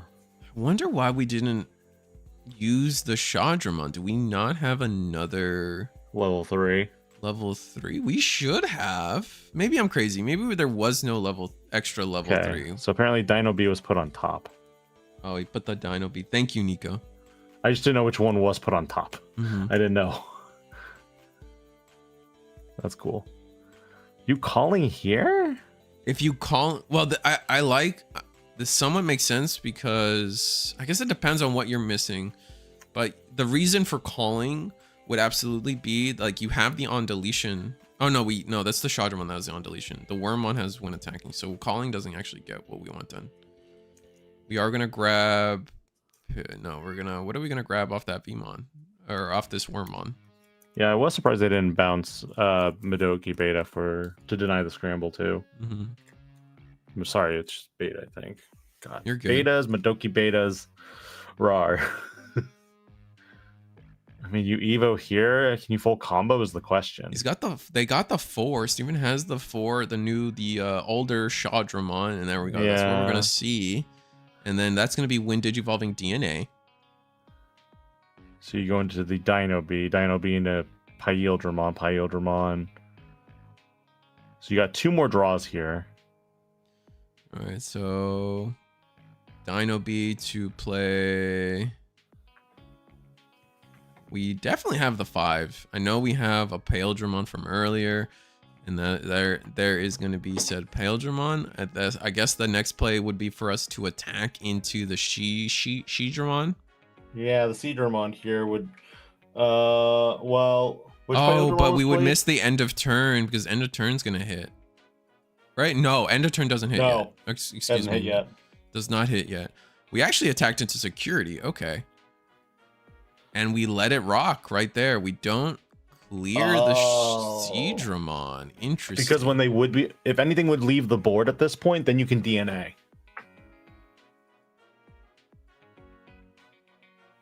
Is that the play that we're looking at right now? Yeah, but like you got Comet Hammer on board. That's true. That. Interesting. I also don't think they have it. Ace? Maybe we're lined up for an ace play on Steven's side. With the so your bait. So there's 2 baits here? Yeah, we're like maybe we've got it prepped to where our Pyildramon is just going to sit there without being able to be digivolved, and we're going to look at a play where it's going to be possible for... Yeah, I mean, that's the only thing I can think of is that we have ace play here. Or it's also possible we didn't see dragon. Like, we just don't have dragon. But the question, my real question is, why not attack into Seadra? Did I miss something as to why we wouldn't attack into Seadra? Because leaving the Huddy player without a Digimon on board gives you the space to play the game. I think that would have been better too. However, I guess I don't know. In some defense, I don't know. I want to say like I know we can Hudimon digivolves on Erica like a hybrid, right? So we can just do that play as well.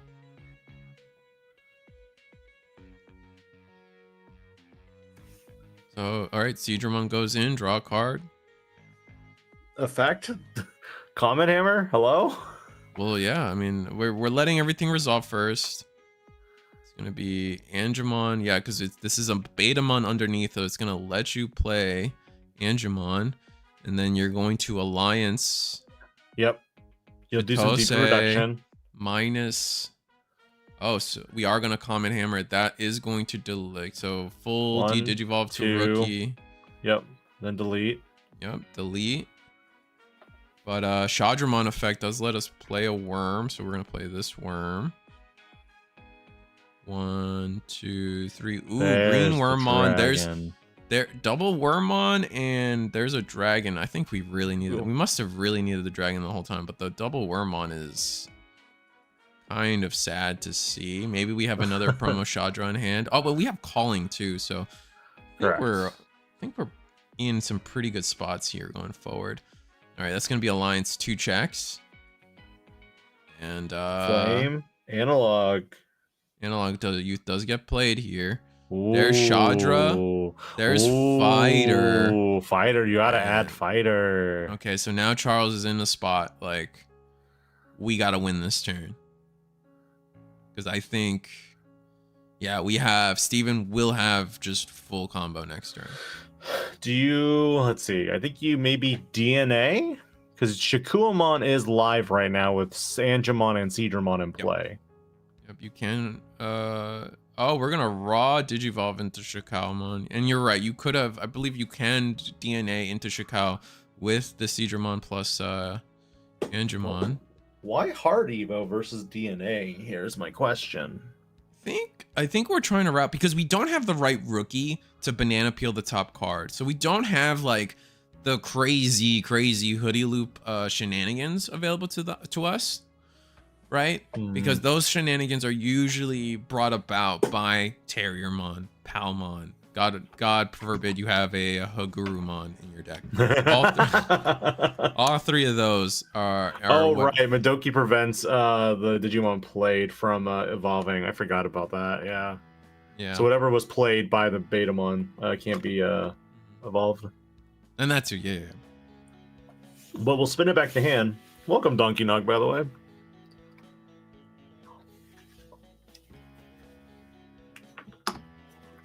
You can't Digivolve. Okay, so that's the real reason then. I missed that. My bad. Nah, there's so many effects because like the way CS plays is some are downgrading and then some are like, no, you can't do that. But we can give you Alliance. Alliance is good. I think that's it. I think I don't see a reason why Virus Imperial won't be able to. Oh, I guess we did get the taunt. That's gonna clear a lot here. Do we have rookie from Steven? Couldn't you go into? So with the taunts.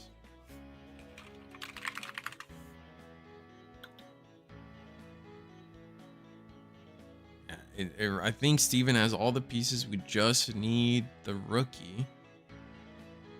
Yeah, can't you still go into the dragon mode here and then pass over at 1 memory and then wipe the board? Wipe the board? I don't know if you can wipe the board. Because the Imperial Dramon Dragon mode says when DNA Digivolving, your opponent chooses one of their Digimon, deletes the rest. So you don't delete anything from that. But then there's a secondary clause that says then blitz. So you're passing the turn at 1. You blitz, you attack, and you go into fighter mode. Fighter mode can now target something and delete it. Shakao has the replacement effect though, right? The float? Or is that yes, but if you go into the fighter mode, you stop it from floating. Ah, you're right. Okay, excuse me. So you effectively cut off your opponent on trying to get more. So you then use fighter mode here to delete the Angemon, and you're going now. That's a cute. You that top card trashed was the option card. Ooh, rip. Oh yeah, that's pretty strong. So that does clear. It's gonna be one check. Oh, it is two checks. We do have. We don't even get the tamer. And is there a route for Hoodie Loop to win the game here? Because they kind of have to. They'll gain a bunch of memory. I'll tell you that. So like with this much, but with this much memory, we're looking at things like hard playing, some DNA routes. Like our Digimon can still Digivolve. We just can't play by effect. Erica can just, with a Wormmon on board, yeah, we can go into the Hoodymon. And Hoodymon. Oh, but maybe maybe DNA is not a great play. It's hard to say. We're gonna Digivolve for 2. If we can get the second body on board, Alliance. Nah, I was trying to dream up a route here where you promote the rookie, Digivolve rookie, and then Alliance. That would be the 2 checks, and then Erica can hybrid for game. But I guess we'll see what they choose to do. It's gonna be hard play. Ooh. Gatsu. It's gonna be a search. Okay. We add Seadra, we Evo into Seadra, and then we alliance with it and attack over the Virus Imperial? But we have access to the Black Tamer now too, which is going to let us use an option from hand, so we'll see what that does.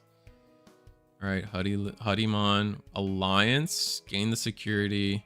It's going to be 2 checks. Chitose. Are they going for Imperial or are they going for security? Because I feel like you want to take out the Imperial. You'll pass turn here though. Because you'll pass turn at, I mean, and we have the memory setter, right? So well, yeah, that's the thing. I'm kind of like, we're gonna go to 3. Kind of nasty.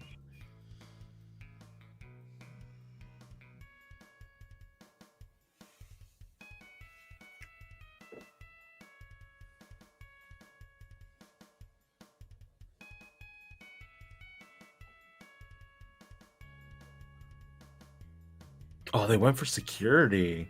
Oh, okay. So that's security. Oh, DNA. DNA for game. Oh, yeah. Sorry. How did I not? I was trying to find the route that gets us to DNA, and then we have it. Yeah. So that's gonna be it. Yeah, I'm such a fool.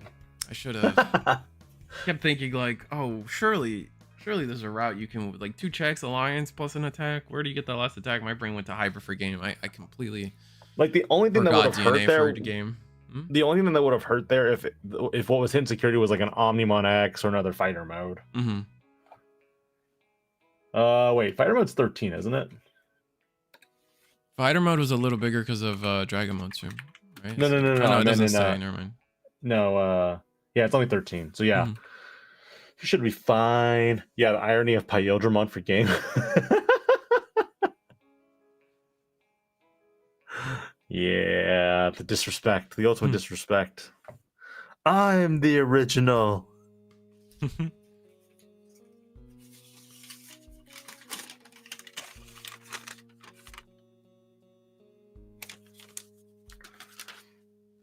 That misplay from using Dino Bee to rush cost the game. Oh, can the Dino Bee only let you attack the player? Is that what it is? Is that what I'm missing too? No, Dino Bee just lets you generically attack, I thought. Dino B says when digivolving, if DNA digivolving. Yeah, okay, it's player. So it's player. So yeah, so chat, you got it right. You change it, you mix it up, and you use Pyildramon's effect to attack. Yeah. And then you can attack anything. That's my mistake. Yeah, Pyildramon was what you would want to use. At the same time, though, you also had Raid on the Dino B, so. Oh, but then Pyildramon wouldn't have Rush. You can't have Rush and attack. If you give it Rush, it has to attack. Well, it says then one of your Digimon gains Rush for the turn and may attack.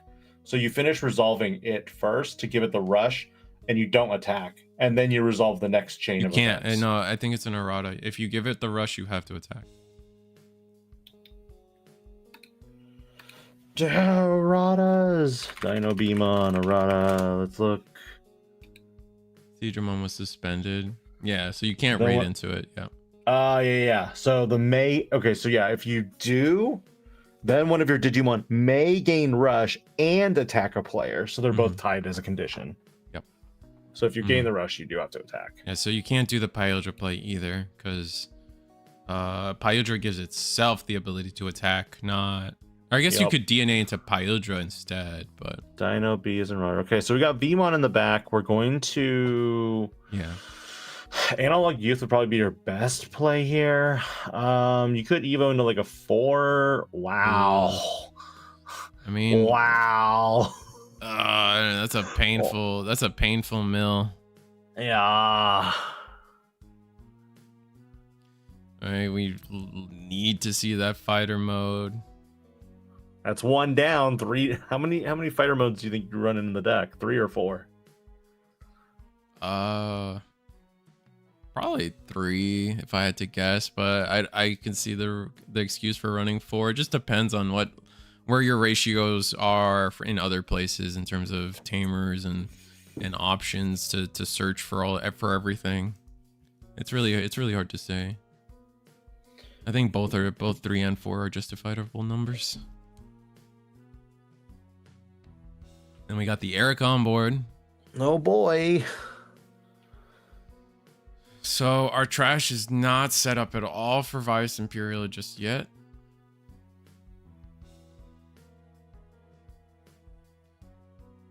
Where does it go from here? Analog Youth. So no promoting. We're gonna go Analog Youth. It's Dino B, Ace, and the Gallantmon. You gotta grab Dino B, right? Probably the Blast, actually. I'm gonna go Ace. Okay.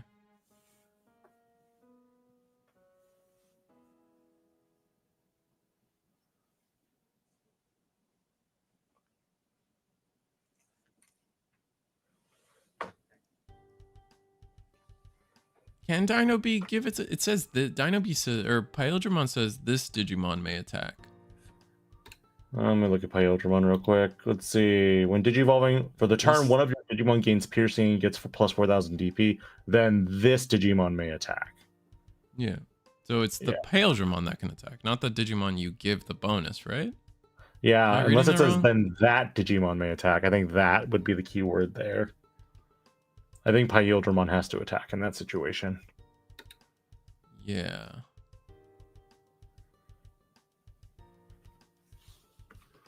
Oh, I think okay. So Victor, you're getting it crossed. You're getting it crossed up. So to remember again, Dino B. If Dino B gives the rush, that Digimon has to attack. Double Hoodiemon and Gatsumon off a Gatsumon reveal. That's pretty gross. Oh, nice.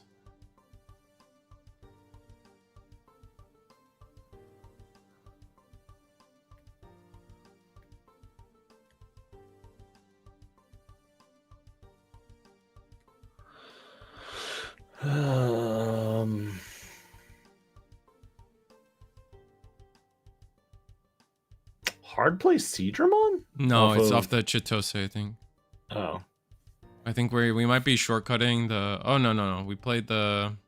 It's a little hard. Like, the Huddy Loop is always a little hard to track. I think we played it, and now Chitose will play the Wormon. We bounce Chitose, play the Wormon. Gotcha.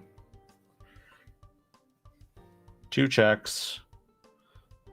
All right, trash is getting a little better for Steven. Yeah. But the board might be a little too wide unless Steven has access to Crimson Blaze. I think he has 1 in the deck.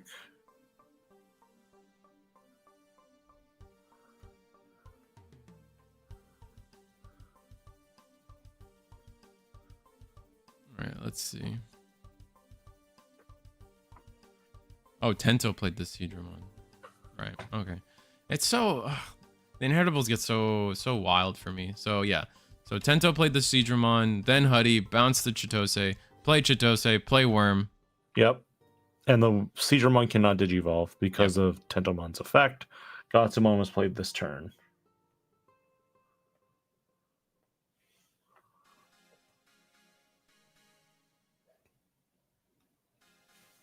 All right, so HPD. HPD. What did we HPD? Gross. Oh, that Wormmon. We HPD'd the Wormmon to go Huddy. Why? It looks like Charles might be able to win this game. Looks like we're doing pretty well. We had to Digivolve all the way into Pyildramon in the back. I'm trying to figure out why, though, because we can't DNA with the Seadramon. Are we going to DNA with them? Green and yellow? Yeah, all the Huddy inheritables are the same, and then all the CS inheritables are the same. But it's more about wait. Shakua is green and yellow? Yeah. It should. I think we're messing that up. I think we're taking that back. Yeah. So we misplayed. Okay, I was like, what? I thought it was yellow and green. Yellow and blue black. Yeah. So we misplayed there. We're taking it back. No harm, no foul. Other than Steven now knows there's a Shakuamon in hand. And that might have been a misplay from Charles, expecting routing in their head that they could go into the Shakao.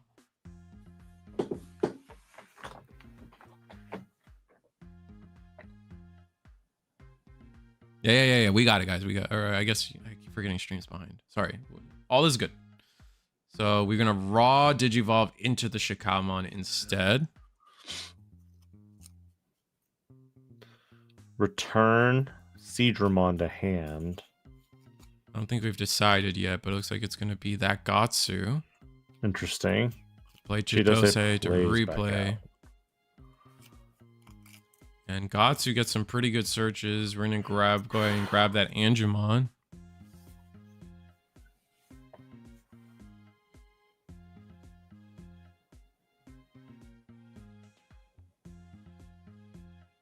Then once again, bounce to play Midoki Betamon in the back. Go to 3. And, what do you do here?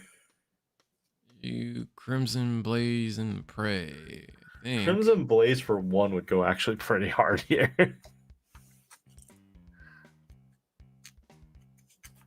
for 2. We can clear Huddy. Just depends on. Oh, this is gonna be rough. We've got to see.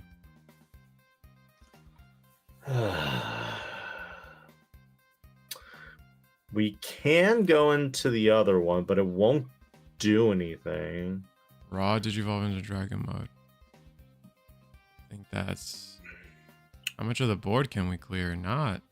Two bodies tops. You attack into a Hoodie, and then you would go into the Virus Imperial fighter mode for the other one over Shakuamon.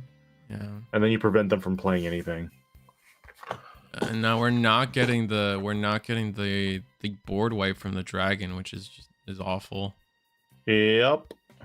Go fighter. Fighter's gonna go ahead and clear. I feel like Hoodie's too established right now. Is the problem. Yeah, we needed the dragon mode board clear. Had we had that, I think we would have been more than fine. We're still attacking into Huddy. Do we have an inheritable that lets us delete a rookie? I think we already did that. We actually are past that. No tamer gets played. And now I think we're about to see a very similar situation as Yep. However, a lot of resources were used on that last turn. 2 Huddymon's gone. Look at the number of cards in Charles' hand. I think he's got 5 or 6. Yeah, a lot of resources were used on that last turn. As in like 2 Huddymons used, HPD used, a Shikao used, and then like you said, we've been hard playing things. We've been hard playing a lot without getting the draws that we would normally get from the CS rookies. And so now our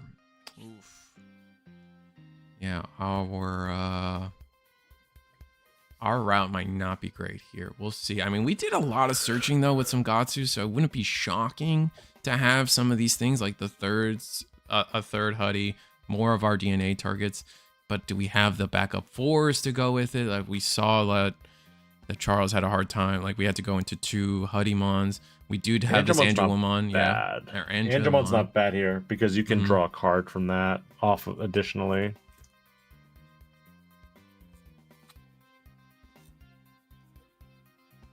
You probably have to Comet Hammer. Probably gonna see Comet Hammer is kind of rough, but we can attack into the remaining body when we do Comet Hammer. Did you turn though, I believe.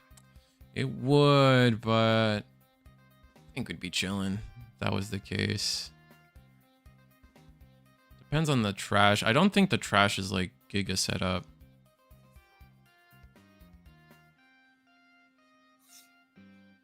It's hard to keep track of what the trash is because of how we're running it about. Ooh, Shakuamon DNA here. Yep. So, do we have it? We're gonna attack. Get the draw. Chitose's Alliance. -6 to it. Makes it. And we're huge now. So. Do we have any on deletions? I don't think a promo Shadra was used. He's just making sure Analog Youth can trigger there, so we will trigger. Yep. Everything's okay.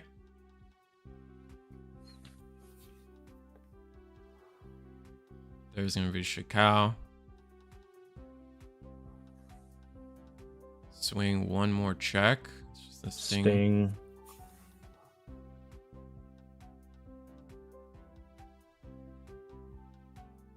I think we're gonna see a hard play of like Erica. Oh no, another Asagawa.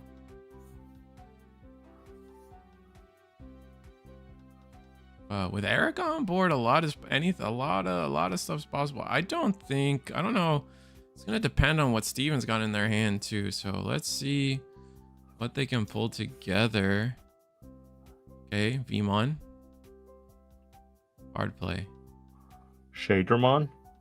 We're gonna discard Green Wormmon. Oh. Digivolve in the back. Shadramon. I think we need Shadramon and we don't have it. We do have EX. We do have the original old one. That might be enough. Or no, I forget how that one works fully. Let me get that on. Let me get that. It's gonna be when Digivolving, you may Digivolve one of your other Digimon. No, it's not gonna be enough. So we needed a Wormmon and we discarded it.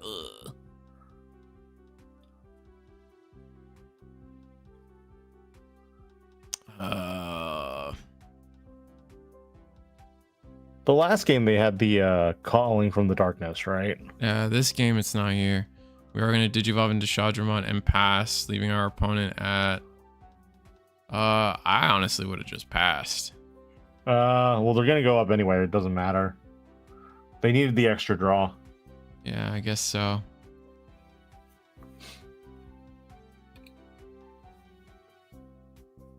And then yeah, that's gonna be Erica, and that's gonna just be full combo. Digivolve on top of Erica with Huddy and Chitose. That's gonna clear. Now we have full ways to attack this board. I mean, we got Chikao. Use Alliance one time and you're good to go. And that's exactly what's gonna. I mean, we have the inheritables from the rookies as well. I think we're about to see. It all go through, unless something like Crimson Blaze right here, right now. Ooh, there it is. Oh, even Crimson Blaze. This gets around Crimson Blaze too. So, one. Big enough, I think. Big enough. And Shakura. That's it. And Charles takes it. Charles wins with Huddy Loop, yeah. Well, wow. Huddy Loop being able to get there. I think both players were scrambling for a bit trying to find pieces. Yep. And Honeymon being able to just scrap together the win right there at the end over the scraps of what fighter mode Imperial was trying to do.